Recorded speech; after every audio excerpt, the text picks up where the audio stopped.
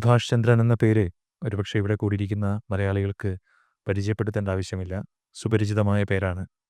ഏറ്റവും അവസാനം ഇറങ്ങിയ ജ്ഞാനസ്നാനം വരെയുള്ള എഡിപ്പസിൻ്റെ അമ്മ മുതൽ ജ്ഞാനസ്നാനം വരെയുള്ള ചെറുകഥകളുടെ വലിയൊരു കൂട്ടം. എന്നാൽ ഇത്രയും കാലത്തിനിടയിൽ 29ഓളം കഥകൾ മാത്രമാണ് സുഭാഷ് ചന്ദ്രൻ എന്ന എഴുത്തുകാരൻ എഴുതിയിട്ടുള്ളത്. മനുഷ്യരാമുഖവും സമുദ്രശിലയും പോലെ 2 ബൃഹത്തായ നോവലുകൾ, മധ്യേ ഇങ്ങനെ കാണുന്ന നേരത്ത് ദാസ് ക്യാപിറ്റൽ പോലെയുള്ള ഓർമ്മക്കുറിപ്പുകൾ. അതിൽ ദാസ് ക്യാപിറ്റൽ എന്നുള്ളത് സംഗീതത്തെക്കുറിച്ചുള്ള സവിശേഷമായൊരു ഓർമ്മക്കുറിപ്പ്. ആ നിലയിലുള്ള ഒരു എഴുത്ത് ജീവിതമാണ്. അതോടൊപ്പം മാതൃഭൂമി ആഴ്ചപ്പതിപ്പിൻ്റെ എഡിറ്ററാണ്. ഈ നിലയെല്ലാം നമുക്ക് സുപരിചിതനായ സുഭാഷ് ചന്ദ്രനുമായിട്ട് എഴുത്തിൽ പണിയുന്ന സ്മാരകങ്ങൾ എന്ന വിഷയത്തിലാണ് ഈയൊരു സംവാദം നടക്കുന്നത്. നമസ്കാരം സുഭാഷ് ഏട്ടാ. ഈ ഒരുപക്ഷെ ഡിസംബർ മാസത്തെ ഒരു തണുപ്പുള്ള ഒരു വയനാടൻ പ്രദേശത്തിരുന്നുകൊണ്ട്, ഒരു പുൽക്കൂട്ടിലിരുന്നുകൊണ്ട് നമ്മൾ ഒരുപക്ഷെ ജ്ഞാനസ്നാനത്തെക്കുറിച്ച് തന്നെ സംസാരിച്ച് തുടങ്ങാമെന്ന് തോന്നുന്നു. ജ്ഞാനസ്നാനം എന്നുള്ള പേരിൽ തന്നെ കുംഭസാരത്തിൻ്റെ ഒരു അംശമുണ്ട് എന്ന് സുഭാഷ് ഏട്ടൻ തന്നെ പറയുകയുണ്ടായി. അതോടൊപ്പം ഗാന്ധി എന്ന പേരിനെക്കുറിച്ച് ഓർമ്മിക്കുമ്പോൾ വള്ളത്തോൾ എഴുതിയ എൻ്റെ ഗുരുനാഥൻ എന്നുള്ള കവിതയിൽ ക്രിസ്തുദേവൻ്റെ പരിത്യാഗശീലം എന്ന വാക്യമാണ് ഏറ്റവും ആദ്യം പറയുന്നത്. ക്രിസ്തുദേവൻ്റെ പരിത്യാഗശീലത്തിൽ ആരംഭിക്കുന്ന ഒരു കവിത കൂടിയാണ് അത്. അപ്പോൾ ഈ നിലയിലൊക്കെ മലയാളം ഗാന്ധിയെ പല നിലയിൽ ഓർമ്മിക്കുന്നുണ്ട്. ജ്ഞാനസ്നാനം എന്ന ഈ കഥ വരുമ്പോഴും ഗാന്ധിയെ നമ്മൾ ഓർമ്മിക്കുന്നത് ഒരു കെട്ടകാലത്താണ്. വർത്തമാനകാല ഇന്ത്യയുടെ ഒരു വളരെ കെട്ടകാലത്ത് ഇരുന്നു കൊണ്ട് ജ്ഞാനസ്നാനം എന്നുള്ള ഒരു കഥ ഇതൊക്കെ കടന്നു വന്ന സന്ദർഭത്തെക്കുറിച്ച് പറഞ്ഞുകൊണ്ട് നമുക്ക് ആരംഭിക്കാം. നമസ്കാരം കൃഷ്ണദാസേ. ഇത് ഇങ്ങനെ വയനാട് ഇങ്ങനൊരു കൂടിയിരിപ്പിന് ക്ഷണിച്ചതിലുള്ള നന്ദി സംഘാടകരോട് പറയട്ടെ. ജ്ഞാനസ്നാനം മാമോദിസ എന്ന വാക്കിൻ്റെ മലയാളം ആണ്. ജ്ഞാനത്തിലേക്കുള്ള സ്നാനമാണത്. നമ്മുടെ ഇന്ത്യ കഴിഞ്ഞ കുറേ കാലങ്ങളായി കടന്നു പോകുന്ന സവിശേഷമായിട്ടുള്ള അവസ്ഥാന്തരം എന്ന് തന്നെ വിളിക്കാവുന്ന ഒരു ഘട്ടത്തെ പറ്റിയുള്ള എന്തെങ്കിലും ഒന്ന് എഴുതണമെന്ന് കുറേ കാലമായി എൻ്റെ മനസ്സിലുണ്ടായിരുന്നു. പക്ഷെ അത് എങ്ങനെ രൂപപ്പെടുത്തണം, എങ്ങനെ വേണം എന്നുള്ളതിനെപ്പറ്റി ധാരണ ഉണ്ടായിരുന്നില്ല. അങ്ങനെയാണ് ഓരോ ഗാന്ധി ജയന്തി വരുമ്പോഴുമാണ് ഈ ദണ്ണം ഉള്ളിൽ കൂടുതലായിട്ട് വരിക. ഇങ്ങനൊരു മനുഷ്യനെ ഇവിടെ ജീവിച്ചും കൊല്ലപ്പെട്ടു പോയിട്ട്, ജീവിച്ച് മരിച്ചു പോയിട്ടില്ല, ജീവിച്ച് കൊല്ലപ്പെട്ടു പോയിട്ട് അതിൻ്റെ ബാക്കിയുള്ള കോൺഗ്രസ്സുകാർ എന്ന് വിളിക്കപ്പെടുന്ന ആളുകൾക്ക് പോലും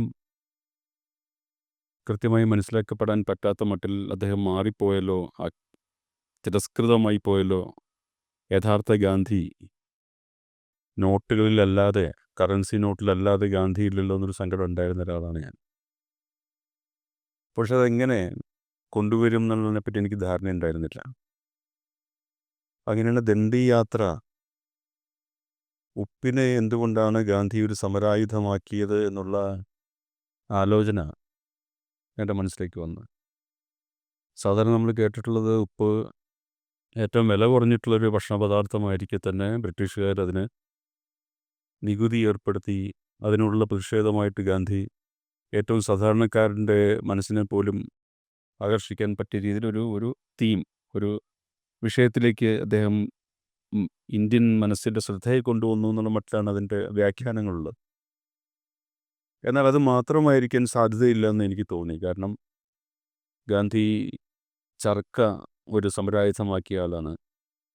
നമ്മുടെ മനുഷ്യൻ്റെ അടിസ്ഥാന ആവശ്യങ്ങൾ എന്ന് പറയുന്ന ആഹാരം, പാർപ്പിടം, വസ്ത്രം എന്ന് പറയുന്ന 3 സംഗതികളിലും പിടിമുറുക്കിയ ആളാണ് ഗാന്ധി. മിനിമലിസത്തിൻ്റെ ഒരു പ്രവാചകനായിരുന്നു അദ്ദേഹം.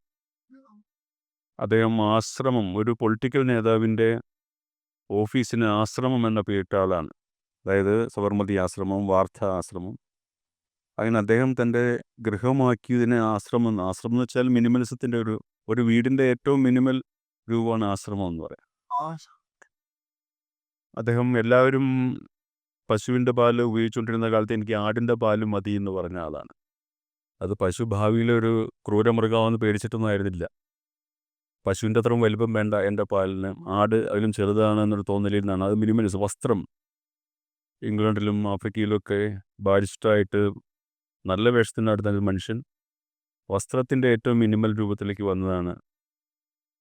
അദ്ദേഹത്തിൻ്റെ ആശ്രമങ്ങളിൽ പോയാൽ അറിയാം, അദ്ദേഹത്തിൻ്റെ ഗൃഹത്തിലൊക്കെ പോയാൽ അറിയാം, അദ്ദേഹം മേശ അതിൻ്റെ കുറുങ്കാലുകളിലാണ്, കസേര കാലിന് ഉയരം കുറവാണ്.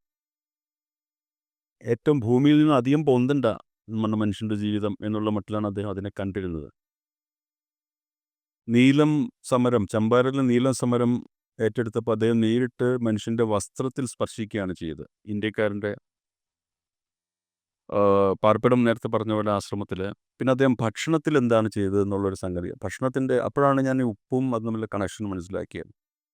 ഞാൻ എൻ്റെ കുട്ടിക്കാലത്തെ ക്ഷേത്ര സന്ദർശനത്തിൽ അമ്മയുടെ കൈകളിൽ പോയി കട്ടത്തിൽ ഒരു ഭാഗവത സപ്താഹം നടത്തുന്നൊരു പണ്ഡിതനായ മനുഷ്യൻ, പണ്ഡിതനാണെന്ന് വിചാരിക്കുന്ന ഒരാൾ ഒരു ശ്ലോകം പറഞ്ഞിട്ട് ഉദ്ധരിക്കുന്ന കുട്ടിക്കാലത്തേക്ക് ഒരു 4ാം ക്ലാസ്സിൽ പഠിക്കുമ്പോഴാണ്. അത് ജീവോ ജീവസ്യ ജീവനം എന്നൊരു വാക്കുണ്ട്. അതിൻ്റെ അർത്ഥം എല്ലാ ജീവജാലങ്ങളും ഇതര ജീവനുകളെ ആസ്പദിച്ച് ജീവിക്കുന്നു എന്നാണ്. അത് നമ്മൾ കഴിക്കുന്ന എല്ലാ ഭക്ഷണങ്ങളും ജീവജാലങ്ങൾ തരുന്നതാണെന്നുള്ള അർത്ഥത്തിലാണ്. അപ്പോൾ അത് മാംസാഹാരം മാത്രമല്ല, സസ്യാഹാരം കഴിക്കുമ്പോഴും നമ്മൾ മല്ലി, ചുക്ക്, കുരുമുളകൊക്കെ ഉപയോഗിക്കുമ്പോഴും അത് സസ്യങ്ങളും ജീവനുള്ള ചേതനങ്ങളായതുകൊണ്ട് നമ്മളതിനെ തന്നെ ആഹരിക്കുന്ന അർത്ഥത്തിലാണ്. അന്ന് എൻ്റെ കുട്ടിക്കാലത്ത് ഞാൻ അത്ഭുതത്തോടെ അത് കേട്ടിരുന്നിരുന്നു. ശരിയാണല്ലോ, ഇത് വലിയൊരു തത്വമാണല്ലോ.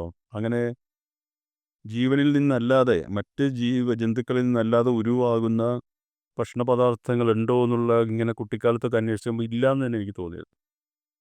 പിന്നെ മുതിർന്നപ്പോഴാണ് പെട്ടെന്ന് ഈ ഉപ്പ് എന്ന് പറയുന്ന വസ്തു അങ്ങനെയല്ലല്ലോ എന്ന് മനസ്സിലായത്. മനുഷ്യൻ മാത്രമാണ് ഉപ്പിനെ ഉപ്പായിട്ട് കഴിക്കുന്നത്. ഇപ്പോൾ സോഡിയം ക്ലോറൈഡ് എന്നാണ് അതിൻ്റെ ശാസ്ത്രീയ നാമമെങ്കിലും സോഡിയം എന്ന് വെച്ച് കഴിഞ്ഞാൽ വെള്ളത്തിലിട്ടാൽ പൊട്ടിച്ചിതറുന്ന ഒരു രാസപദാർത്ഥമാണ്, കത്തുപിടിക്കുന്ന രാസപദാർത്ഥമാണ്. ക്ലോറിൻ ദുർഗന്ധമുള്ള ഒന്നാണ്. ക്ലോറൈഡ് ശുദ്ധീകരിക്കാൻ ഉപയോഗിക്കുന്ന അതിൻ്റെ ദുർഗന്ധം കൊണ്ടാണ്. ഞാൻ സയൻസ് പഠിച്ച ആളാണ് പെഡിഗ്രിക്ക്. പക്ഷേ ഈ വ്യത്യസ്തമായിട്ടുള്ള നെഗറ്റിവിറ്റികളുള്ള 2 വസ്തുക്കളിൽ കൂടി ചേരുന്ന ഒന്നാണ് നമ്മുടെ ജീവൻ്റെ അടിസ്ഥാനമായിട്ടുള്ള സോഡിയം ഉണ്ടാക്കുന്ന ഉപ്പ് എന്ന് പറയുന്നത്.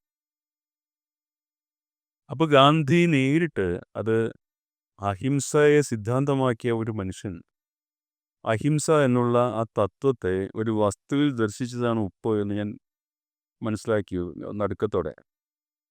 അതായത് ഉപ്പ് എന്ന വസ്തുവിൽ മാത്രമാണ് ഹിംസയുടെ ഒരു തരി പോലും ഇല്ലാത്തത്. പണ്ടൊരു ഉപ്പിൻ്റെ പരസ്യത്തിൽ തരി പോലും ഇല്ല കണ്ടുപിടിക്കാൻ എന്നല്ലേ, സ്പ്രിംഗ്ലർ എന്നൊന്നും പറ്റും. ഉപ്പ് എന്ന് പറയുന്ന ഭക്ഷണ വസ്തുവിൽ മാത്രമാണ് ഹിംസയുടെ തരി പോലും ഇല്ലാത്തത്. കാരണം ഉപ്പ് പൂർണ്ണമായും അഹിംസയാണ്. ഒരു ജന്തുവിൻ്റെയോ ഒരു സസ്യത്തിൻ്റെയോ ഭാഗമായിട്ടല്ലാതെ മനുഷ്യൻ ആഹരിക്കുന്ന ഒരേ ഒരു വസ്തു ഉപ്പാണ്. Other than water. വെള്ളം പിന്നെ അതൊരു ഭക്ഷ്യപദാർത്ഥമല്ല. അപ്പം അത് മഹാത്മാഗാന്ധി എവിടെയെങ്കിലും എഴുതിയിട്ടുണ്ടോ എന്ന് എനിക്ക്, പക്ഷേ ഗാന്ധി അവിടെ എഴുതി വെച്ചിട്ടില്ല. ഗാന്ധിയെ പറ്റിയുള്ള പുസ്തകങ്ങളിലും അതങ്ങനെ ഒരു വിശദീകരണമായിട്ട് നമ്മളറിയാവുന്ന വിശദീകരണം ഈ നികുതിയുടെ മാത്രമാണ്. ആ നിമിഷം എൻ്റെ വളരെ പ്രധാനപ്പെട്ട ഒരു നിമിഷമായിരുന്നു. എൻ്റെ എഴുത്ത് ജീവിതത്തിൽ മൊത്തം ഒരു നല്ല നിമിഷമായിരുന്നു. കാരണം അഹിംസ എന്നുള്ള വാക്കിനെ മഹാത്മാഗാന്ധി ഒരു വസ്തുവിൽ ദർശിച്ച, ചർക്കയിൽ നിന്ന് ഖദറിൻ്റെ വെണ്മ നൂറ്റെടുത്തതുപോലെ അഹിംസ എന്നുള്ള സിദ്ധാന്തത്തിൽ നിന്ന് ഉപ്പിൻ്റെ വെണ്മ അദ്ദേഹം ബാഷ്പീകരിച്ച് എടുത്തതാണ് എന്നൊരു തോന്നൽ എനിക്കുണ്ടായി. അപ്പം അതിനെ എഴുതണം. അങ്ങനെയാണ് ദണ്ഡി യാത്ര തന്നെ പ്രമേയമാക്കാം എന്ന് കരുതിയത്. അതിന് ഞാൻ കുറേ കാലമായിട്ട് മനസ്സിൽ വിചാരിച്ചിരുന്നു, ഒരുപക്ഷെ കൃത്യമായിട്ട് പറഞ്ഞാൽ മോദി ഇന്ത്യ ഭരിക്കാൻ തുടങ്ങിയ കാലം മുതൽ എഴുതണം എന്ന്, മറ്റു രീതിയിൽ എഴുതണം എന്ന് കരുതിയ ഒരു രാഷ്ട്രീയമായിട്ടുള്ള ഒരു ആശയത്തെ എനിക്ക് ഗാന്ധിയുടെ ഈ കഥയിൽ സഫലമായിട്ട് എഴുതാൻ പറ്റുമെന്ന് എനിക്ക് തോന്നി. കാരണം ഈ പറയുന്ന കഥാപാത്രവും മഹാത്മാഗാന്ധിയും ഒരേ ദേശത്താണ് ജനിച്ചതെങ്കിലും, ഒരേ സംസ്ഥാനത്താണ് ജനിച്ചതെങ്കിലും, മഹാത്മാഗാന്ധിയുടെ പേരെഴുതുന്ന കടലാസിൻ്റെ മൂലയിൽ പോലും എഴുതാൻ യോഗ്യതയില്ലാത്തൊരു പേരാണെന്നിരിക്കെ അത് ഭംഗിയായിട്ട് എങ്ങനെ എഴുതാൻ പറ്റും എന്നുള്ള ആലോചനയായിരുന്നു പിന്നീട്. അങ്ങനെയാണ് ആ കഥയിലേക്ക് എത്തുന്നത്. മഹാത്മാഗാന്ധി ഈ ഒരു ജ്ഞാനത്തിലേക്ക് ഹിംസയെ തന്നെ പ്രത്യയശാസ്ത്രമാക്കി ഭാവിയിൽ ഇന്ത്യ അതും ഒരു കവിതയെ ആധാരമാക്കിയിട്ട് രാമായണം പോലൊരു ഗംഭീര കലാസൃഷ്ടിയെ കാവ്യസൃഷ്ടിയെ ആധാരമാക്കിയിട്ട് പോലും അധികാരം കൈയാളിയ ഭാവിയിൽ വരാനിരിക്കുന്ന ഒരു പൊളിറ്റിക്കൽ പാർട്ടി അല്ലെങ്കിൽ ഒരു പ്രത്യയശാസ്ത്രത്തിന് എതിരെ മഹാത്മാഗാന്ധി തൻ്റെ ഋഷിതുല്യമായ മനസ്സുകൊണ്ട് ഇപ്പോൾ ഉപ്പിലേക്ക് എത്തിയതുപോലെ പ്രവചനാത്മകമായിട്ട് എന്തെങ്കിലും ഒരു നിമിഷമെങ്കിലും അദ്ദേഹത്തിന് സ്വപ്നം പോലെ എന്തെങ്കിലും ഞെട്ടിത്തെളിഞ്ഞിരിക്കില്ല എന്നൊരു ആലോചന എനിക്ക് ഉണ്ടായിരുന്നു. അങ്ങനെയാണ് ഗാന്ധിക്ക് മാമോദിസ തൊട്ടിയായിട്ട് എന്തെങ്കിലും വേണമെങ്കിൽ മഹാത്മാഗാന്ധിക്ക്, ഞാൻ മഹാത്മാഗാന്ധിയെ വലിയ ലാർജർ ദാൻ ലൈഫ് സൈസിലൊന്നും അവതരിപ്പിക്കുകയല്ല കേട്ടോ. അദ്ദേഹത്തിൻ്റെ കുറവുകളും കുറ്റങ്ങളും എല്ലാം വായിച്ചറിഞ്ഞിട്ടുള്ള ഒരാളെന്ന നിലയ്ക്ക് തന്നെയാണ് സംസാരിക്കുന്നത്. പക്ഷെ നമ്മളെക്കാളൊക്കെ ഭേദമായിരുന്നു. അതുകൊണ്ട് നമുക്ക് അങ്ങനെ നേരിട്ട് മഹാത്മാഗാന്ധിയെ ശകാരിക്കേണ്ട ആവശ്യമൊന്നുമില്ല. എന്നേക്കാൾ കൃഷ്ണദാസിനേക്കാൾ ഒരു പക്ഷേ വിളിക്കുന്ന എല്ലാവരേക്കാളും ഭേദമായിരുന്നു ഗാന്ധി. അതുകൊണ്ട് നമുക്കത് തന്നെ റെസ്പെക്റ്റ് ചെയ്യേണ്ടതുണ്ട്. അപ്പം അങ്ങനെയാണ് മാമോദിസ തൊട്ടി പോരാ ഇദ്ദേഹത്തിന് ജ്ഞാനസ്നാനം ചെയ്യാൻ. അദ്ദേഹത്തിനൊരു കടൽ തന്നെ ആവശ്യമുണ്ട്. ഗാന്ധിക്ക് ജ്ഞാനസ്നാനം ചെയ്യാനൊരു മാമോദിസ തൊട്ടി ആവശ്യമുണ്ടെങ്കിൽ അത് കടലായിരിക്കണം എന്നുള്ള സങ്കല്പത്തിൽ ഈ ദണ്ഡിയാത്രയുടെ അന്ന് ഉപ്പ് സത്യാഗ്രഹത്തിൻ്റെ പുലർച്ചെ അദ്ദേഹം കുളിച്ചിട്ടുണ്ടാവും കടലിൽ. അപ്പോൾ നോക്കിയപ്പോഴുണ്ട് പുലരി 5:45 അദ്ദേഹം ഏതാനും സഹചരന്മാരൊന്നും കുളിച്ചതായിട്ട് പറയുന്നുണ്ട്. അപ്പോൾ ആ സന്ദർഭത്തെ അതിൻ്റെ കേന്ദ്ര ബിന്ദുവായി സങ്കല്പിച്ചുകൊണ്ട് മഹാത്മാഗാന്ധി ജ്ഞാനത്തിൻ്റെ സാഗരത്തിൽ മുങ്ങിക്കുളിച്ച് വരുന്ന ആ സന്ദർഭം എഴുതുകയായിരുന്നു ചെയ്തത്. താങ്കൾ നേരത്തെ പറഞ്ഞ പോലെ മലയാളത്തിലെ ഒരു വലിയ മഹാകവി വള്ളത്തോൾ എൻ്റെ ഗുരുനാഥൻ എന്ന് പറഞ്ഞ കവിത എഴുതുമ്പോൾ അതിലദ്ദേഹം ഒരു പൊളിറ്റിക്കൽ നേതാവിനെ എൻ്റെ ഗുരുനാഥൻ എന്ന് വിളിക്കാൻ ധൈര്യപ്പെടുകയാണ് ചെയ്തത്. ഇപ്പം ഞാൻ സുഭാഷ് ചന്ദ്രൻ എഴുത്തുകാരൻ എൻ്റെ ഗുരുനാഥൻ എന്ന് പറഞ്ഞൊരു കവിത എഴുതുമ്പോൾ കെ കരുണാകരൻ എഴുതുന്ന പോലെയാണത് ശരിക്കും. അല്ലെങ്കിൽ എ കെ ആൻ്റണിയെ പറ്റിയോ അല്ലെങ്കിൽ പിണറായി വിജയനാണ് എൻ്റെ ഗുരുനാഥൻ എന്ന് പറഞ്ഞ് ഞാൻ ഒരു കഥയോ കവിതയോ എത്രമാത്രം അശ്ലീലമാവും അതുപോലെയാണ് ശരിക്കും അത്. പക്ഷേ അങ്ങനെ പറയേ യോഗ്യനായിട്ടുള്ള ഒരു പൊളിറ്റിക്കൽ നേതാവായിരുന്നു മഹാത്മാഗാന്ധി.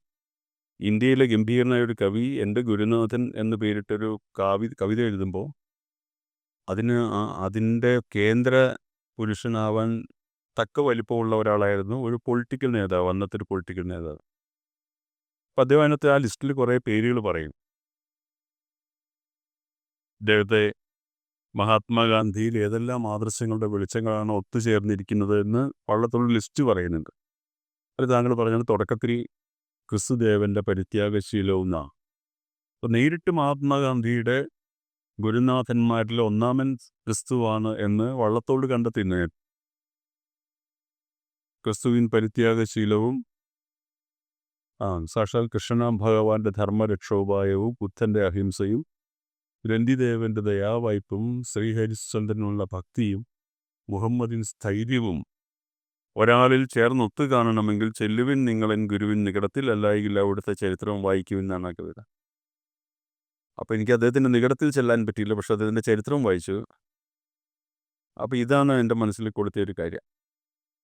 അങ്ങനെയാണ് അദ്ദേഹം അഹിംസ, അസ്തേയം, അപരിഗ്രഹം എന്ന് പറയുന്ന 3 വാക്കുകളാണ് അദ്ദേഹത്തിൻ്റെ പൊളിറ്റിക്കൽ ജീവിതത്തിലേക്ക് കൊണ്ടുവന്ന 3 പ്രധാനപ്പെട്ട വാക്കുകൾ. അത് 3 അകാരം വച്ച് തുടങ്ങുന്ന വിപരീതാർത്ഥം ദ്യോതിപ്പിക്കുന്ന വാക്കുകളാണ്. ഹിംസയ്ക്കെതിരെയാണ് അഹിംസ.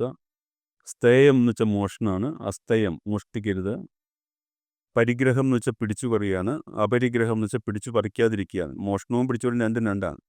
മോഷണം അറിയാതെ എടുക്കുന്നതാണെങ്കിൽ പരിഗ്രഹം ശക്തി ഉപയോഗിച്ചിട്ട് പിടിച്ചു പറിക്കുന്ന. ഇപ്പോൾ ഇന്ത്യയുടെ ഇന്നത്തെ കാലത്തെ പ്രധാനപ്പെട്ട എല്ലാ കാര്യങ്ങളും അതിനകത്തുണ്ട്. ഇന്നത്തെ ഇന്ത്യ എടുക്കുമ്പോൾ ഈ പറഞ്ഞ 3 കാര്യങ്ങൾക്ക് മഹാത്മാഗാന്ധി അന്ന് തന്നെ ഒരു പരിഹാരം പറഞ്ഞിരുന്നു. ആ അകാരം വച്ചിട്ട് 4മത്തെ ഒരു പരിഹാര മാർഗം ഗാന്ധി ഒരു സ്വപ്നത്തിലൊരു കുട്ടിക്ക് ഉപദേശിച്ചു കൊടുക്കുന്നതാണ് ഈ അമോദി എന്നുള്ള വാക്ക്. അഹിംസ, അസ്തേയം, അപരിഗ്രഹം, അമോദി എന്ന 4 വാക്കുകൾ അദ്ദേഹം പറഞ്ഞു കൊടുത്തിരുന്നതായിട്ട് സങ്കല്പിക്കുന്ന ഒരു കഥയാണ് അത്. അപ്പം അതിങ്ങനെ പുൽക്കൂട്ടിലിരുന്ന് പറയുന്നതിൽ സന്തോഷമുണ്ട്. ഈ ഗാന്ധിയായിട്ട് അല്പം ഒരു ഒബ്സഷൻ എന്നുള്ള നിലയിൽ തന്നെ കഥകളിൽ കണ്ടിട്ടുണ്ട്. ഇപ്പോൾ റിപ്പബ്ലിക് എന്നുള്ള കഥയിലുണ്ട്. അതുപോലെ ഈ മഹത്വം എന്ന് പറയുന്നത് പലപ്പോഴും നമ്മൾ കൊടുക്കാത്ത ഒന്നാണെന്നുള്ള നിലയിൽ ഇപ്പോൾ ജെസ്സി ഓവൻസിന് ദൈവം കൈ കൊടുക്കുന്നു എന്നുള്ള കഥ, അല്ലെങ്കിൽ ഉരുളക്കിഴങ്ങ് തിന്നു എന്നുള്ള കഥ. ഇതിലൊക്കെ ഈ ചരിത്രത്തിൻ്റെ ഒരു അംശമുണ്ട്. ചരിത്രത്തെക്കുറിച്ച് നമ്മൾ പറയുമ്പോൾ ഇപ്പോൾ ഇത് പലപ്പോഴും പറയും ആപത്തിൻ്റെ നിമിഷത്തിൽ കയ്യെത്തിപ്പിടിക്കുന്ന ഓർമ്മയാണ് ചരിത്രം എന്നുള്ളത്. ഒരുപക്ഷേ ജ്ഞാനസ്നാനം ആ നിലയിൽ ആപത്തിൻ്റെ നിമിഷത്തിൽ നമ്മൾ കയ്യെത്തിപ്പിടിച്ചൊരു വലിയ ഓർമ്മ തന്നെയാണ്. കാരണം ഗാന്ധിയെക്കുറിച്ചുള്ള ഓർമ്മകളൊക്കെ ഗാന്ധിവാദത്തെ സംബന്ധിച്ച രേഖകളൊക്കെ ഇല്ലാതായിക്കൊണ്ടിരിക്കുന്ന ഒരു സമയമാണ്. ഈ ടീസ്റ്റ സെറ്റിൽവാദിൻ്റെ ഒരു പുസ്തകം തന്നെ അതാണ്. ഗാന്ധിവാദത്തെ സംബന്ധിച്ചിട്ടുള്ള രേഖകൾ എങ്ങനെയാണ് ഒരു ഭരണകൂടം ഇല്ലാതാക്കുന്നെന്നുള്ളത്. ഒരുപക്ഷേ ആ ഒരു കാലഘട്ടത്തില് ഏതാണ്ട് 10 വർഷത്തോളം ഏഹ്, സമയമെടുത്ത് എഴുതിയൊരു കഥ. ഒരു വളരെ ദീർഘമായ ഒരു 10 വർഷത്തിൻ്റെ ഒരു ഇടവേളയിൽ നിന്നാണ് സുഭാഷ് ചന്ദ്രൻ്റെ ഒരു കഥ പിന്നീട് വരുന്നത്. അപ്പോൾ ഈ കഥയ്ക്കകത്ത് ഇടയിലുള്ള ഒരു ഇടവേള എന്നുള്ളത് ഒരുപക്ഷേ ഈ ഒരു ചരിത്രത്തെ സംബന്ധിച്ച അല്ലെങ്കിൽ വർത്തമാനത്തെ സംബന്ധിച്ച ഒക്കെയുള്ള നിരന്തരമായ പുനരാലോചനയ്ക്കും വിധേയമായൊരു കാലമാണെന്ന് ഞാൻ വിചാരിക്കുന്നു. കാരണം ഈ വിഹിതം എന്നുള്ള കഥാസമാഹാരത്തിൻ്റെ ആമുഖത്തില് ഈ ഗുജറാത്ത് സംഭവം പറയുമ്പോൾ അതിൽ ഈ ഒരു പട്ടി വണ്ടിയിടിച്ച് മരിച്ചാൽ എന്തുകൊണ്ട് അതിനോടൊരു സ്നേഹം തോന്നില്ലേ എന്നുള്ള നിലയിൽ ഗുജറാത്ത് വംശഹത്യയെ ലഘൂകരിച്ച ഒരു നേതാവിൻ്റെ കാര്യം പറയുന്നുണ്ട്. തീർച്ചയായിട്ടും അതിൻ്റെ ഒരു തുടർച്ച എന്നുള്ള നിലയിൽ തന്നെയാണ് ഒരുപക്ഷേ ജ്ഞാനസ്നാനവും നമ്മൾ ഈ വർത്തമാനകാല ഇന്ത്യയിൽ വായിക്കേണ്ടത്. എഴുത്തിൽ നമ്മൾ പൊളിറ്റിക്സിനെ മുഖ്യ വിഷയമായി എടുത്തിട്ടല്ല ഒരു എഴുത്തുകാരനും എഴുതുന്നത്. അങ്ങനെ എഴുതുന്ന എഴുത്തുകാർ തീർച്ചയായിട്ടും ഉണ്ട്. നമ്മുടെ ഭാഷയിൽ തന്നെ അങ്ങനെ ഉണ്ടായിട്ടുണ്ട്. അപ്പോൾ UP ജയരാജ്, നാന്ന് തുടങ്ങിയ എഴുത്തുകാരൊക്കെ പൊളിറ്റിക്സിനെ തന്നെയാണ്, സുകുമാരൻ തുടങ്ങിയ എഴുത്തുകാരൊക്കെ നേരിട്ട് അവർ പൊളിറ്റിക്സ് പറയാൻ ശ്രമിക്കുകയായിരുന്നു. പക്ഷെ പൊളിറ്റിക്സ് ഇല്ലാതെ ഒരാൾക്കും ഒന്നും എഴുതാൻ സാധിക്കില്ല. നമ്മളൊരു 2 വരി കവിത കാക്കേ കാക്കേ കൂടെ ഇവിടെ കൂട്ടിനകത്തൊരു കുഞ്ഞുണ്ടോയെന്ന് എഴുതി വെച്ചാൽ ശ്രദ്ധിച്ച് നോക്കിയാൽ അത് പൊളിറ്റിക്സ് കാണാൻ പറ്റും. നിങ്ങളുണ്ടാക്കിയ കൂട്ടിൽ നിങ്ങളുടെ കുഞ്ഞിന് കിടക്കാൻ പറ്റുന്നുണ്ടോയെന്നാണ് ആ ചോദിക്കുന്നത്. അപ്പോൾ അങ്ങനെ അതിന് പെട്ടെന്ന് പൊളിറ്റിക്സുമായിട്ട്, രാഷ്ട്രീയം എന്ന് പറയുന്ന സംഗതിയുമായിട്ട്, രാഷ്ട്രീയ ശരികളുമായിട്ട് നമുക്ക് അന്യാപദം ചെയ്യാൻ സാധിക്കും. പക്ഷെ ഗഹനമായിട്ടുള്ള കഥകളിൽ, നോവലുകളിൽ നമ്മുടെ ജീവിതം പറഞ്ഞു പോയാൽ മാത്രം പോലും അതിൽ ഭംഗിയായിട്ട് പൊളിറ്റിക്സ് നമുക്ക് അധ്യാരോപണം ചെയ്യാൻ സാധിക്കുന്നുള്ളത് ഉറപ്പാണ്. എന്നാൽ അങ്ങനെ പൊളിറ്റിക്സിനെ കൊണ്ടുവരണം എന്ന് വിചാരിച്ചിട്ട് കഥ എഴുതാൻ വൈകുന്നതല്ല വാസ്തവത്തിൽ. എനിക്ക് കഥ എഴുതാനുള്ള വൈഭവമില്ലായ്മയാണ് എൻ്റെ പ്രശ്നം. എഴുതണം എന്നൊക്കെ ആഗ്രഹിക്കുമെങ്കിലും ഞാൻ ആഗ്രഹിക്കുന്ന പോലത്തെ ഒരു കഥ എനിക്ക് എഴുതാൻ പറ്റുന്നില്ല. ഞാൻ വായിക്കുന്ന കഥകളൊക്കെ എനിക്ക് അത് ഞാനാണെങ്കിൽ ഇങ്ങനെ എഴുതുമോ എന്ന് ചോദിച്ചാൽ ഞാൻ ഇല്ല എന്ന് തന്നെയാണ് ഞാൻ സ്വയം വിചാരിക്കാറ്. ഇത് ഞാനാണെങ്കിൽ ഉപേക്ഷിക്കുമായിരുന്ന കഥയാണ് എന്ന് വിചാരിക്കും. അപ്പം എൻ്റേത് മാത്രമായിട്ടുള്ള എന്തെങ്കിലും എന്നുള്ള ഒരു ഔദ്ധത്യം കലർന്ന അങ്ങനെ പാടില്ല, എഴുത്തുകാർക്കൊന്നും പാടില്ല. എഴുതണം. നമ്മളിപ്പോൾ കളയ്ക്കുന്ന ഒരാളാണെങ്കിൽ സ്ഥിരം കളയ്ക്കണം. പാട്ടുകാരനാണെങ്കിൽ പാടണം. ഞാൻ വല്ലപ്പോഴും മൂഡ് വന്നാലേ പാടുള്ളൂ എന്ന് പറഞ്ഞിരിക്കാൻ പാടില്ല. അത് പാട്ട് കേൾക്കണമെന്ന് തോന്നുമ്പോൾ പാടണം. അതുപോലെ എഴുത്തുകാരനും ഒരു പരിധി വരെയും എഴുതേണ്ടവൻ തന്നെയാണ്. പക്ഷേ എഴുത്ത് എന്ന് പറയുന്നത് ഇപ്പോൾ സുഭാഷ് ചന്ദ്രൻ മാത്രമല്ല എഴുതുന്നത് ഭൂമിയിൽ. എഴുത്ത് നടന്നുകൊണ്ടേ ഇരിക്കുന്നുണ്ട്. പക്ഷെ മലയാളിയുടെ ഒരു സവിശേഷ മനോഭാവം വെച്ചിട്ട് നമ്മളിപ്പോൾ വ്യാസനെ വഴിയിൽ വെച്ച് കണ്ടാലും ചോദിക്കും, അല്ല പുതിയതൊന്നും ഇല്ലേ എന്ന് ചോദിക്കും. നിങ്ങളൊരു മഹാഭാരതം വെച്ച് കുറേ കാലങ്ങളിൽ ഇരിക്കുന്നു, വേറെ ഇവൻ മഹാഭാരതം വായിച്ചിട്ടുണ്ടാവില്ല. വാൽമീകിയെ മിഠായി തെരുവ് വെച്ച് കണ്ടാൽ നമ്മൾ ചോദിക്കും, അല്ല മാഷേ ഈ രാമായണം മാത്രം മതിയോ, പുതിയതൊന്നും വേണ്ടേ? ഇവൻ രാമായണം 10 പേജ് പോലും വായിച്ചിട്ടുണ്ടാവില്ല. അപ്പം അങ്ങനെ ഒരു എഴുത്തിനെയാണ് നമ്മൾ പ്രതീക്ഷിക്കുന്നതെങ്കിൽ നമുക്കങ്ങനെ എഴുതാൻ താല്പര്യമില്ല. നമ്മൾ എഴുതിയത് 3.5 കോടി മലയാളികളും വായിക്കണം എന്നൊരു ആഗ്രഹം ഉള്ള ഒരു ദുരാഗ്രഹിയാണ് ഞാൻ. അത് എഴുതി വെച്ചതെല്ലാം മുഴുവൻ മലയാളികളും വായിച്ചിരുന്നെങ്കിൽ എന്ന് പ്രാർത്ഥിക്കുന്ന ഒരാളാണ് ഞാൻ. അതത്ര കേമായതുകൊണ്ടല്ല, അത് വായിക്കേണ്ടതാണ്. അത് മലയാളത്തിൻ്റേത് മാത്രമാണ്. ഇപ്പോൾ വയനാട്ടിൽ വരാത്ത മലയാളിയല്ല. വയനാട് കാണേണ്ടതാണ്. നമ്മളിപ്പോൾ മണ്ണടിഞ്ഞു പോയ ഒരുപാട് പേരുടെ മുകളിൽ ഇരുന്നുകൊണ്ടാണ് ഈ പുൽക്കൂട് ഉണ്ടാക്കി വെച്ച് സാഹിത്യത്തെപ്പറ്റി സംസാരിക്കുന്നത്. ഇവിടെ ഇരുന്നിട്ട് ഇങ്ങനെ സംസാരിക്കും പോലും അതിനകത്ത് ആ പൊളിറ്റിക്സ് ഉള്ളടക്കം ചെയ്തിട്ടുണ്ട്. മണ്ണിടിഞ്ഞു പോയി മനുഷ്യൻ മരിക്കുന്നതിൽ എന്താ പൊളിറ്റിക്സ് എന്ന് വെച്ചാൽ പൊളിറ്റിക്സ് എന്താ നമുക്കറിയാം. അത് ഇങ്ങനെ വനമേഖലയായിട്ടുള്ള കന്യാവനങ്ങൾ നിറഞ്ഞ ഒരു അതിമനോഹരമായ ഭൂപ്രദേശത്ത് അരുതാത്ത പദ്ധതികൾ ആവിഷ്കരിച്ചും നിർമ്മാണ പ്രവർത്തനം നടത്തിയും സഹ്യനത്തുരന്നും ഉണ്ടാക്കിയ ഒരു വലിയ അധിനിവേശം, ഒരു പ്രകൃതിയിൽ നടത്തിയ ദുരാഗ്രഹിയായ മനുഷ്യൻ്റെ ഒരു അധിനിവേശത്തിൻ്റെ ഫലമാണ് നമ്മൾ അനുഭവിച്ചത്. നമ്മുടെ കൂടപ്പുറപ്പുഴൻ്റെ അടിയിൽ കിടക്കുന്നുണ്ട്. ഇവിടെ എവിടെയോ മണ്ണിൻ്റെ അടിയിൽ അവരുണ്ട്. ഒരു പറ്റമുണ്ട്, പേരറിയാതെ പോലും മരിച്ചുപോയ ആളുകളുണ്ട്. അപ്പോൾ അത് എപ്പോഴെങ്കിലും ആവിഷ്കരിക്കപ്പെടണം എന്നുള്ളത് പ്രധാനപ്പെട്ട ഒരു കാര്യമാണ്. അവരുടെ വേദനകൾ ആവിഷ്കരിക്കുക. അപ്പോൾ എഴുത്ത് സുഭാഷ് ചന്ദ്രൻ എന്ന് പറഞ്ഞ വ്യക്തി എഴുതിയില്ലെങ്കിലും എഴുത്ത് നടക്കുന്നുണ്ട്. എനിക്കിവർ വേണ്ടിയിട്ടാണ് എൻ്റെ സഹപ്രവർത്തകരുള്ള എഴുത്തുകാർ എഴുതുന്നത്. അല്ലെങ്കിൽ ഞാൻ എഴുതുമ്പോഴും ഒരു പ്രാതിനിധ്യ സ്വഭാവത്തോടെ മാത്രമാണ് എഴുതുന്നത്. എനിക്ക് മാത്രമായിട്ട് സൃഷ്ടിക്കാൻ സാധിക്കില്ല ഒന്നും. അത് തോന്നുന്നു വെറുതെയാണ്. അപ്പോൾ അത് മനുഷ്യനാമോ എന്ന നോവലിൽ അതിനെപ്പറ്റി കുറച്ചും കൂടി കാവ്യാത്മകമായിട്ട് പറയാൻ ഞാൻ ശ്രമിച്ചിട്ടുണ്ട്. അതായത് ഭൂമിയിൽ കാണുന്ന എല്ലാ മലകളുടെയും അടിത്തട്ടിൽ ഒരേ ലാവ തന്നെ തിളയ്ക്കുന്നു. മണ്ണിൻ്റെ അടിയിൽ ലാവയുണ്ട്. ലാവയെ അതിൻ്റെ വെളിച്ചവും അതിൻ്റെ ഊഷ്മവും അതിൻ്റെ തിളപ്പും പരിഗണിച്ച് സർഗാത്മകതയായിട്ട് നമുക്കൊന്ന് മാറ്റി ആലോചിച്ചാൽ, നമ്മളൊക്കെ ഓരോ മൺകൂനകളാണെന്ന് വിചാരിച്ചാൽ നമ്മുടെയൊക്കെ ഉള്ളിൽ ആ ലാവ തിളച്ചുകൊണ്ടിരിക്കുന്നുണ്ട്. അത് ശിരസ് ദുർബലങ്ങളായിട്ടുള്ള പർവ്വതങ്ങളുടെ ശിരസിലൂടെ ലാവ പുറത്തേക്ക് വരുന്നത് പോലെ ദുർബലരായിട്ടുള്ള ചില മനുഷ്യരുടെ ഉള്ളിലൂടെ ഈ സർഗാത്മകത പുറത്തേക്ക് വരികയാണ്. അവൻ ശക്തനൊന്നുമല്ല. നമ്മുടെ എല്ലാ വലിയ കലാകാരന്മാരെ ശ്രദ്ധിച്ച് നോക്കിയാൽ അവരൊക്കെ ദുർബലരാണെന്ന് നമുക്കറിയാം. അവർക്ക് ഈ ലാവയെ സഹിക്കാനുള്ള ശക്തിയില്ല പാവങ്ങൾക്ക്. അതുകൊണ്ട് അത് പുറത്തേക്ക് വരുമ്പോൾ നമ്മൾ അതിനെ അഗ്നിപർവ്വതം എന്ന് പേരിട്ട് വിളിക്കുന്നു. വെസൂവിയസ് എന്നും ഫ്യൂജിയാമ എന്നൊക്കെ വലിയ ഭീകര പേരുകളിട്ട് അതിനെ ആരാധിക്കുന്നു. അല്ലെങ്കിൽ അത് പ്രധാനപ്പെട്ട പർവ്വതമാണ്, അഗ്നിപർവ്വതമാണ് എന്ന് പറയുന്നു. അത്രയേ ഉള്ളൂ. ശരിക്കും ശിരസിൽ തുളയുള്ള ഒരു മൺകൂന മാത്രമാണ് ഓരോ അഗ്നിപർവ്വതം. അതുപോലെ ഓരോ എഴുത്തുകാരനും നിർഗളിക്കുന്ന സർഗാത്മകത അവൻ്റെ പേരിലോ അവൻ്റെ കയ്യിൽ നിന്നോ ഉണ്ടാവുന്നതാണെങ്കിലും അത് അവന് മാത്രം അർഹതപ്പെട്ട ഒന്നല്ല. അത് പൊതുമുതലാണ്. ഞാൻ എഴുതുന്ന എല്ലാ വരികളും, ഞാൻ എഴുതുന്ന എല്ലാ കഥയും എല്ലാ നോവലും കൃഷ്ണദാസിൻ്റെ കൂടി സ്വന്തമാണ്. അത് മനസ്സിലാക്കി കഴിഞ്ഞാൽ നമുക്ക് അധികം എഴുതാൻ പറ്റില്ല.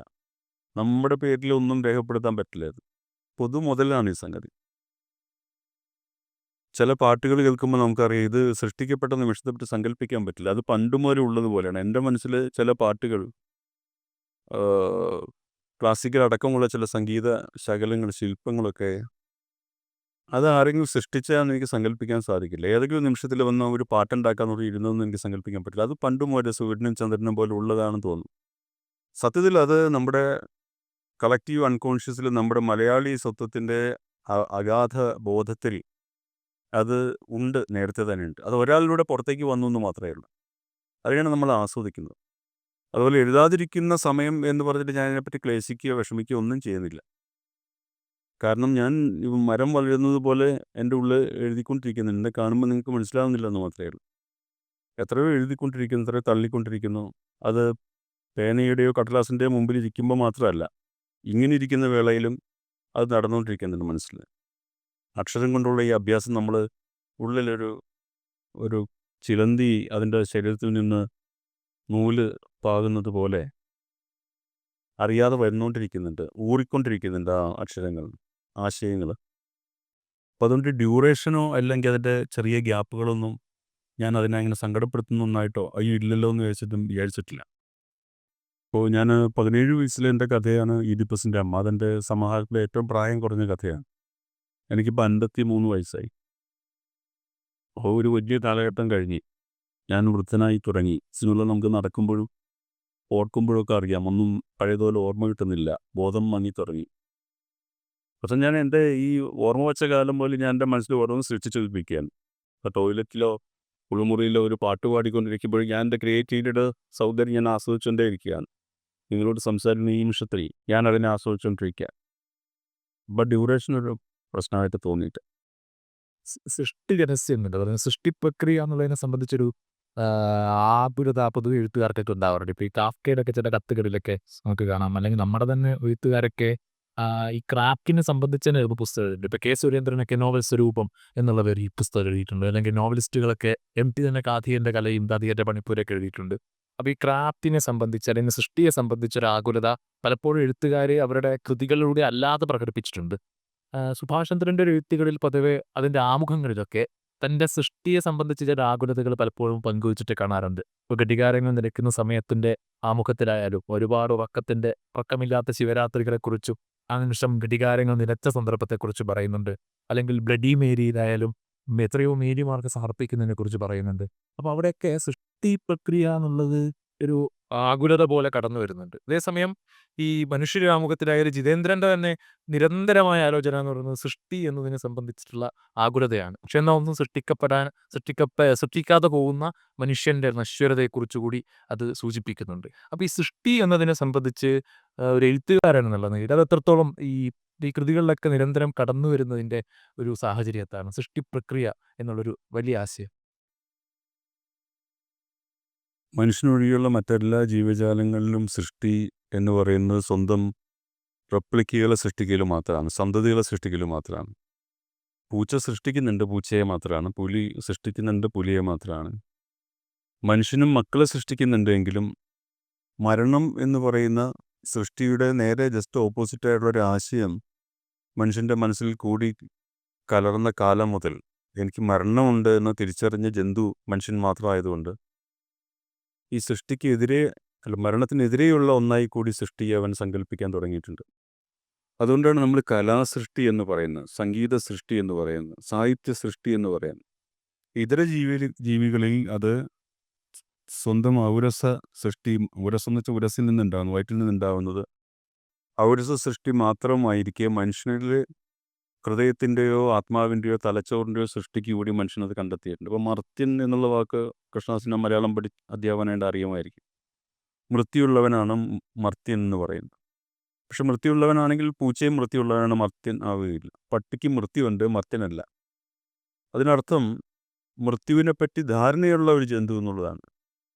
ഈ മൃത്യുവിനെ പറ്റിയുള്ള ഈ സവിശേഷമായ ധാരണയാണ് മനുഷ്യനെ സൃഷ്ടിപ്പിൽ തൻ്റെ സന്തതികൾക്കപ്പുറമുള്ള സന്തതികളെ സൃഷ്ടിക്കണം എന്നുള്ളൊരു തോന്നലുണ്ടാക്കിയത്. അപ്പം എൻ്റെ മക്കളോ എൻ്റെ പേരക്കുട്ടികളോ എൻ്റെ പേരക്കുട്ടികളുടെ പേരക്കുട്ടികളോ ഈ മുതുമുത്തച്ഛനെ മറന്നുപോയാലും അതിനും അപ്പുറത്തുള്ള ആരൊക്കെ എന്നെ ഓർക്കും, അതിനു പറ്റിയ സൃഷ്ടിപ്പാണ് ഈ കലാസൃഷ്ടി എന്ന് പറയാം. അത് അവൻ അറിയാതെ അവനിൽ നിന്ന് വരുന്നതാണ്. നേരത്തെ പറഞ്ഞതുപോലെ അത് ഒരു ചെടിയിൽ നിന്ന് പൂവ് വരുന്നത് പോലെ ഒരു പരിപാടിയാണ്. അതിൽ കൃത്രിമത്വം ഇല്ല. നമ്മൾ അതിൻ്റെ സങ്കേതബദ്ധമായ കുറേ കാര്യങ്ങൾ, ഭാഷ പഠിക്കണം, വ്യാകരണം പഠിക്കണം, കുറേ പുസ്തകങ്ങൾ വായിക്കണം, അല്ലെങ്കിൽ നമ്മുടെ ജീവിതം നിരീക്ഷിക്കണം, സഹജാവബോധം വേണം, ഇപ്പം മെറ്റഫർ തുടങ്ങിയ അലങ്കാര പണികളെ പറ്റിയുള്ള ധാരണ വേണം. ഇതൊക്കെ അതിൻ്റെ സാങ്കേതികമായ കാര്യം. പക്ഷേ സൃഷ്ടി എന്ന് പറയുന്ന സംഗതി ഇതിനൊക്കെ ഉപരിയായിട്ടുള്ള വേറെ ഒരു സംഗതിയാണ്. അത് എല്ലാവരിലും അങ്ങനെ പ്രകടമല്ല. ഞാനത് നോവലുകളിലൊക്കെ എഴുതാൻ ശ്രമിച്ചിട്ടുണ്ട്. ഒരു ആത്യന്തികമായിട്ടുള്ള ഒരു ആവശ്യകത ആണ് ഈ സൃഷ്ടിയിൽ മുന്നിട്ട് വയ്ക്കുന്നത്. ഇപ്പോൾ മിന്നാമിന്നി എന്നൊക്കെ പറയുന്ന ചെറിയ ജീവികളിൽ പോലും അതുണ്ട്. അതിന് ഇണചേരണമെങ്കിൽ ഇണചേരലാണ് സാധാരണ ജീവികളിൽ അതിജീവനത്തിൻ്റെ ഒരു മാർഗ്ഗം. അതായത് തൻ്റെ റെപ്ലിക്കയെ സൃഷ്ടിച്ചിട്ട് ചത്തുപോവാം എന്നുള്ളതാണ്. മിന്നാമിന്നിക്ക് ഇണചേരണമെങ്കിൽ വെളിച്ചം കൂടിയേ തീരൂ എന്നുള്ളൊരു ആവശ്യകത ഉള്ളതുകൊണ്ടാണ് അതിൻ്റെ ധ്യാനത്തിൽ നിന്ന് അതിൻ്റെ പൃഷ്ഠത്തിൽ ഒരു വെളിച്ചമുണ്ടായി വന്നത്. അത് സയൻസ് ഫോസ്ഫറസ് ആണെന്നൊക്കെ പറയുമെങ്കിലും നമുക്കതിനെ കാവ്യാത്മകമായിട്ട് നമ്മൾ ധ്യാനിക്കുമ്പോൾ അത് അതിജീവിക്കുവാൻ വേണ്ടിയിട്ടുള്ള സൃഷ്ടി കർമ്മത്തിന് വേണ്ടിയിട്ടുള്ള അതിൻ്റെ ഒരു അനുകൂലനാണ് പ്രകൃതിയുടെ സർവ്വശക്തിയും ഒരു ചെറിയ ക്ഷുദ്രകീടത്തിലേക്ക് ആനയിക്കുന്നതിൻ്റെ പേരാണ് മിന്നാമിനിയുടെ വെളിച്ചം എന്ന് പറയുന്നത്. അതിൽ വേറെയുണ്ട് ജീവജാലങ്ങൾ. ഇപ്പോൾ കടലിലുള്ള, ഞാനത് പലപ്പോഴും പറയുകയും എഴുതുകയൊക്കെ ചെയ്തിട്ടുണ്ട്, കടലിലുള്ള ഇലക്ട്രിക് ഈൽ എന്ന് പറയുന്ന മത്സ്യത്തിൻ്റെ ഇലക്ട്രിസിറ്റി, കരയിലാണെങ്കിൽ ഒരു കുതിരയെ ഷോക്കടിപ്പിച്ച് കൊല്ലാനുള്ള ഇലക്ട്രിസിറ്റി ഉണ്ട് എന്ന് പറയുന്നതിൻ്റെ ശരീരത്തിൽ. അതും അതിൻ്റെ അതിജീവനത്തിന് വേണ്ടിയിട്ടാണ്. അതിന് സ്വന്തം സന്തതികളെ സൃഷ്ടിക്കണമെങ്കിൽ ജീവിച്ചേ മതിയാകൂ എന്നുള്ളതുകൊണ്ട് പ്രകൃതി കൊടുത്ത ശക്തിയാണ്. പക്ഷെ മനുഷ്യനിൽ മാത്രം ഇത് സ്വന്തം സന്തതികളെ സൃഷ്ടിക്കാനുള്ള സംഗതിയല്ല. അത് ഈ പറഞ്ഞ പോലെ ശില്പമായോ സംഗീതമായോ സാഹിത്യമായിട്ടോ അക്ഷരം കൊണ്ട് സൃഷ്ടിക്കാവുന്ന നാടകവും കവിതയും അടക്കമുള്ള ഒട്ടേറെ വ്യത്യസ്തങ്ങളായിട്ടുള്ള സാധ്യതകളായോ ഒന്നിനെ സൃഷ്ടിച്ചു വച്ചിട്ട് പോകണം എന്നുള്ള ആഗ്രഹമുണ്ട്. അതുകൊണ്ട് സൃഷ്ടി എന്നുള്ള വാക്ക് തന്നെ സ്വയം മരണത്തിൻ്റെ എതിരാണ്. ജനനമാണ് സൃഷ്ടിയെങ്കിൽ മരണത്തിന് എതിർപദമാണെങ്കിലും ക്രിയേറ്റിവിറ്റിയുള്ള മനുഷ്യരിൽ അത് മാത്രമാണ് അതിൻ്റെ അർത്ഥം. ഞാനിപ്പോൾ പെടഞ്ഞു വീണ് ചത്താലും ഞാൻ ശേഷിക്കും എന്നുള്ള ഒരു കഠിനമായ ധാരണയിൽ നിന്നാണ് അതുണ്ടാകുന്നത്. അതുണ്ടായിട്ട് എനിക്ക് ഇവിടുന്ന് പോകാൻ പറ്റുള്ളൂ എന്നുള്ളതാണ്. അത് സ്ത്രീകൾ പ്രസവിക്കുമ്പോൾ അനുഭവിക്കുന്ന ആ വേദനയോടെ സ്വന്തം ജീവിതത്തിനും ജീവനും മരണകാരണം പോലും ആയേക്കാവുന്ന ഒരു വലിയ ഒരു ധർമ്മത്തിലൂടെ നമ്മൾ കടന്നു പോവുകയാണ് അതിലൂടെ. ഒരുപക്ഷെ എനിക്ക് തന്നെ ഹാംഫുള്ളായേക്കാം. അതെ, അതെ. അതുപോലെ ഒന്നായിട്ടാണ് ഞാൻ സൃഷ്ടിയെ കണക്കാക്കുന്നത്. അത് നിങ്ങളിലിരിക്കുന്നവരിൽ എഴുതുകയും വരയ്ക്കുകയും പാടുകയും ചെയ്യുന്ന ആളുകൾക്ക് അത് മനസ്സിലായിട്ടുണ്ടാവുമെന്ന് ഞാൻ വിചാരിക്കുന്നു. അല്ലാത്തവർക്കത് മനസ്സിലാവുകയില്ല. ഇയാൾ വെറുതെ പുളുവടിക്കുകയാണെന്ന് വിചാരിക്കും. പക്ഷെ അങ്ങനെ ഒന്നുണ്ട്. നമ്മൾ പാടുന്ന നിമിഷത്തിൽ, നമ്മൾ വരയ്ക്കുന്ന നിമിഷത്തിൽ, നമ്മളൊരു ശില്പം ചെയ്യുന്ന നിമിഷത്തിൽ, ക്രിയേറ്റീവായിട്ട് എന്തെങ്കിലും ചെയ്യുന്ന സമയത്ത് നമ്മൾ മരണത്തിനെ അഭിമുഖം കണ്ടുകൊണ്ട് ഒരു പരിപാടിയാണത്. മരണത്തിൻ്റെ മുഖത്ത് കണ്ണിൽ നോക്കുകയാണ് നമ്മൾ മരണത്തിൻ്റെ. എന്നെ നിനക്ക് അങ്ങനെ കൊണ്ടുപോകാൻ പറ്റില്ല എന്നുള്ള മട്ടിൽ തന്നെ. അതിൻ്റെ ഒരു ലഹരിയാണ് നമ്മളെ എഴുത്തിലേക്ക് കൊണ്ടുവരുന്നത്. പൊതുവേ ആഖ്യാനങ്ങളെ അല്ലെങ്കിൽ കഥകളെയൊക്കെ മരണത്തോട് ചേർത്ത് വെച്ചുകൊണ്ട് അല്ലെങ്കിൽ മരണത്തെ അതിജീവിക്കലാണ് കഥ പറച്ചിലിൻ്റെ ഒരു പ്രധാനപ്പെട്ട ധർമ്മമായിട്ട് നമ്മുടെ ഷെഹ്റസാദിൻ്റെ കഥകൾ ഓർമ്മിക്കുമ്പോൾ അല്ലെങ്കിൽ കാലത്തെ അതിജീവിക്കുക എന്നുള്ള അർത്ഥത്തിൽ പൊതുവേ പറയാറുണ്ട്. പൊതുവേ കഥകളിലൊക്കെ ഈ വധക്രമം എന്നുള്ള കഥയായാലും അല്ലെങ്കിൽ സന്മാർഗമായാലും ഈ കഥകളിലൊക്കെ ഈ പല നിലയിൽ മരണം എന്നൊരാശയം കടന്നു വരുന്നുണ്ട്. മരണാവബോധം എന്നുള്ളത്. അല്ലെങ്കിൽ ഈ തച്ചനക്കരയിൽ നടക്കുന്ന മനുഷ്യനാവുകം എന്നുള്ള കൃതിയിൽ പോലും നാറാപ്പിള്ള തൻ്റെ മലമെടുത്ത് ഈ ഇതില് ഭിത്തിയിലടിച്ചുകൊണ്ട് തൻ്റെ അടയാളം അവശേഷിപ്പിക്കാനുള്ളൊരു ശ്രമം നടത്തുമ്പോഴായാലും അല്ലെങ്കിൽ മറ്റ് കൃതികളിലായാലും ഈ മരണത്തിൻ്റെ ഒരു കടന്നുവരവ് അല്ലെങ്കിൽ മരണത്തിൻ്റെ ഒരു സാന്നിധ്യം ഈ കൃതികളിലൊക്കെ നിരന്തരം കടന്നു വരുന്നുണ്ട്. ഈ മരണാഭിമുഖ്യം എന്നുള്ളത് പലപ്പോഴും നമ്മുടെ മലയാള സാഹിത്യത്തിൻ്റെ ഒരു ചരിത്രം എടുത്ത് നോക്കിയാൽ തന്നെ പലപ്പോഴും എഴുത്തുകാരെ നിരന്തരം ബാധിക്കുന്ന ഒന്നായിട്ട് കാണാം. അതിൻ്റെ ഒരു യുക്തിയെക്കുറിച്ച് എന്ത് പറയാം? നേരത്തെ പറഞ്ഞതിൻ്റെ തുടർച്ച തന്നെയാണ്. മരണാഭിമുഖ്യം എന്നുള്ളതൊരു ഭയത്തിൻ്റെ എലമെൻറ്റോടുകൂടിയല്ല കലാകാരൻ കാണുന്നത്. മരണത്തെ അയ്യോ എന്ന് പറഞ്ഞ് പേടിക്കുകയല്ല. അത് ധൈര്യത്തോടെ അതിൻ്റെ നേർക്ക് നോക്കുകയാണ് ചെയ്യുന്നത്. ഞങ്ങൾ ഞാനും എൻ്റെ കുടുംബവും കഴിഞ്ഞ മാസം കൊൽക്കത്തയിൽ പോയിരുന്നു. അവിടെ ടാഗോറിൻ്റെ വീട് കാണാൻ പോയിരുന്നു. ടാഗോർ ഇത് കൃത്യമായിട്ട് എഴുതി വെച്ചിട്ടുണ്ട്. എനിക്കത് അത്ഭുതം തോന്നി. നമ്മൾ പറയേണ്ടിയിരുന്ന അല്ലെങ്കിൽ നമുക്ക് എഴുതണമെന്ന് വെച്ചിരുന്ന ഒരു സാധനം അദ്ദേഹം എഴുതി വെച്ചിരുന്നു. അദ്ദേഹം മരിച്ച മുറിയിൽ ജടാസംഘം എന്ന് പറഞ്ഞ വീട് വലിയ വീടാണ്. അത്രയും സമ്പന്നനായ ആൾ എന്തിനോ സാഹിത്യത്തിൽ എഴുതിയെന്ന് നമുക്ക് അത്ഭുതം തോന്നും. ഞാനൊക്കെ ആണെങ്കിൽ വെറുതെ കള്ളു കുടിച്ച് വെറുതെ ഇരുന്ന് മരിച്ചു പോകാൻ. ഇത് എന്നിട്ട് അതിഗംഭീരങ്ങളായിട്ടുള്ള സൃഷ്ടികൾ എഴുതി. അപ്പോൾ അവിടെ അദ്ദേഹത്തിൻ്റെ ഒരു കവിതാ ഭാഗം വലുതായിട്ട് ചില്ലിട്ട് വെച്ചിട്ടുണ്ട്. അതിങ്ങനെയാണ്. എൻ്റെ മകളിവിടെ ഉണ്ട്. അവളത് വായിച്ച് കരയുന്നത് കണ്ടിട്ടാണ് ഞാനത് അടുത്ത് പോയി നോക്കിയത്. അദ്ദേഹം എഴുതിയിരിക്കുന്നു, ഇംഗ്ലീഷിലെ ഒരു ഭാഗം ഇംഗ്ലീഷിലേക്ക് ആക്കി മാറ്റി എഴുതിയിരിക്കുകയാണ്. ബംഗാളി ഭാഷയിലുള്ള അദ്ദേഹത്തിൻ്റെ കവിതാ ശകലത്തിൻ്റെ ഇംഗ്ലീഷ് തർജ്ജമയാണത്. മരണമേ പ്രഭു, അവസാന ദിവസം അങ്ങ് എൻ്റെ കണ്ണിൽ നോക്കിയിട്ട് ചോദിക്കും, നീ പാടിയ ഗാനങ്ങളെല്ലാം അനശ്വരങ്ങളാണെന്ന് നീ കരുതുന്നുണ്ടോ? അതിനുള്ള ഔദ്ധത്യം നിനക്കുണ്ടോ എന്ന് ചോദിക്കും. വിനീതനായി ഞാൻ പറയും, പ്രഭു, അങ്ങനെ എൻ്റെ ഗാനങ്ങൾ അനശ്വരങ്ങളാണെന്ന് കരുതാനുള്ള വിഡ്ഢിത്തം എനിക്കില്ല. പക്ഷെ പാടുന്ന നേരങ്ങളിൽ ഞാൻ അനശ്വരതയെ സ്പർശിച്ചിരുന്നു എന്നാണ് അവർ. അത് വായിച്ചാൽ നമ്മൾ കരഞ്ഞു പോകും. നമുക്ക് എൻ്റെ ജീൻ തന്നെയാണ് എൻ്റെ മുകളിലുള്ളതെന്ന് എനിക്ക് മനസ്സിലായി. കാരണം അല്ലെങ്കിൽ അവൾ കരയില്ലായിരുന്നു. നമ്മളത് കേമനാണെന്നോ അല്ലെങ്കിൽ നമ്മൾ അനശ്വരനാവുന്നോ അല്ലെങ്കിൽ എൻ്റെ എല്ലാ കാര്യത്തും നിലനിൽക്കുമെന്നോ എന്നുള്ള അഹങ്കാരമൊന്നും ഒരാൾക്കും ഇല്ല, ഒരെഴുത്തുകാരനും ഇല്ല. എന്നെയൊക്കെ കണ്ടാൽ അങ്ങനെ തോന്നുമെങ്കിലും അങ്ങനെയൊന്നും ഉള്ളിലില്ല. സത്യസന്ധമായിട്ട് പറഞ്ഞിട്ടില്ല. പക്ഷെ ഞാൻ എഴുതുന്ന നേരങ്ങളിൽ ഞാൻ അനശ്വരതയെ സ്പർശിക്കുന്നുണ്ട് എന്ന് എനിക്ക് നല്ല ഉറപ്പുണ്ട്. അങ്ങനെ അനശ്വരതയെ സ്പർശിക്കുന്ന നിമിഷങ്ങളിൽ മാത്രമേ ഞാൻ എഴുതിയിട്ടുള്ളൂ. എൻ്റെ വരികളിലുള്ള ആ ആർജവം വായനക്കാരന് തിരിച്ചറിയാൻ സാധിക്കുമെന്ന് എനിക്ക് നല്ല ഉറപ്പുണ്ട്. കാരണം നമ്മുടെ ഹൃദയം ട്യൂൺ ചെയ്തു വെച്ച അതേ ട്യൂണിങ്ങിലൂടെ വായനയുടെ സമയത്ത് വായനക്കാരൻ്റെ ഹൃദയം കടന്നുപോകും. അത് ഞാൻ മനസ്സിലാക്കിയത്, ഈ കലാതത്വം മനസ്സിലാക്കിയത് പണ്ഡിറ്റ് രവിശങ്കർ തൻ്റെ പഴയൊരു അഭിമുഖത്തിൽ ഹിന്ദുവിലോ മറ്റോ വന്ന് കുട്ടിക്കാലത്ത് വായിച്ചതാണ്. അദ്ദേഹം ഈ സഹൃദയത്വത്തെപ്പറ്റി ചോദ്യകർത്താവ് ചോദിക്കുമ്പോൾ അദ്ദേഹം അത് വിശദീകരിക്കുവാനായിട്ട് തൻ്റെ സിത്താറുകൾ വച്ചിട്ടുള്ള മുറിയിലേക്ക് കൊണ്ടുപോകുന്നുണ്ട്. അപ്പോൾ അദ്ദേഹത്തിന് ഒരുപാട് സിത്താറുകൾ സമ്മാനം കിട്ടുകയുണ്ട്. അത് സ്ഥിരമായിട്ട് അദ്ദേഹം വായിക്കുന്ന സിത്താറുണ്ട്. ഒരു ഹാളിൽ ഒരു 10-40 സിത്താറുകൾ, അതിഗംഭീരമായ സിത്താറുകൾ ഇരിക്കുകയാണ്. അപ്പം അദ്ദേഹം അങ്ങോട്ട് കടന്നു നിന്നിട്ട് ഈ ചോദ്യം ചോദിച്ച ആളോട് പറയുന്ന ശ്രദ്ധിക്കൂ എന്ന് പറഞ്ഞിട്ട് അദ്ദേഹത്തിൻ്റെ സ്ഥിരം വായിക്കുന്ന സിത്താറിൽ അദ്ദേഹം ഒരു മീട്ടുന്നു, ബെഡിൽ വെച്ചിട്ട് വെറുതെ മീട്ടും. അപ്പോൾ ഈ അഭിമുഖം എഴുതിയിരിക്കുന്ന ആളാണുള്ളത് മൊത്തം ചെയ്യുക. അപ്പോൾ അത്ഭുതം, ആ ഹാളിലെ 39 സിത്താറുകളും ശബ്ദിക്കാൻ തുടങ്ങി. അപ്പോൾ ഇയാൾ ഞെട്ടിപ്പോയി, എന്തോ മാജിക്കോ എന്തോ ഒരു ഇതാണെന്ന് വിചാരിച്ചിട്ട്. അപ്പോൾ ഇയാൾ പറഞ്ഞു, രവിശങ്കർ പറഞ്ഞു, നിങ്ങൾ ഞെട്ടണ്ടേ, ഇത് സയൻസാണ്, ഇത് റെസണൻസ് എന്ന് പറയുന്നൊരു ഫിസിക്സാണിത്. അനുനാദം എന്ന് മലയാളത്തിൽ പറയുന്ന സാധനമാണ്. അപ്പോൾ മരണം എന്ന് പറയുന്ന ഇതിനെ നോക്കിയിട്ട് സൃഷ്ടികർത്താവ് നടത്തുന്ന ചിരി ആണ്. ഒരുപക്ഷെ പുഞ്ചിരി മാത്രമല്ല, അട്ടഹാസം പോലുമാണ് സർഗ്ഗാത്മകത എന്ന് എനിക്ക് എപ്പോഴും തോന്നാറ്. അട്ടഹാസത്തെക്കുറിച്ച് പറയുമ്പോൾ കുമാരസംഭവത്തിലെ ശിവന്റെ അട്ടഹാസം തണുത്തുറഞ്ഞ് മഞ്ഞായി കിടന്നതാണെന്നുള്ള കാളിദാസന്റെ വാക്യം സുഭാഷ് ചന്ദ്രൻ തന്നെ ഒരു സന്ദർഭത്തിൽ പറഞ്ഞു ഓർക്കുന്നു.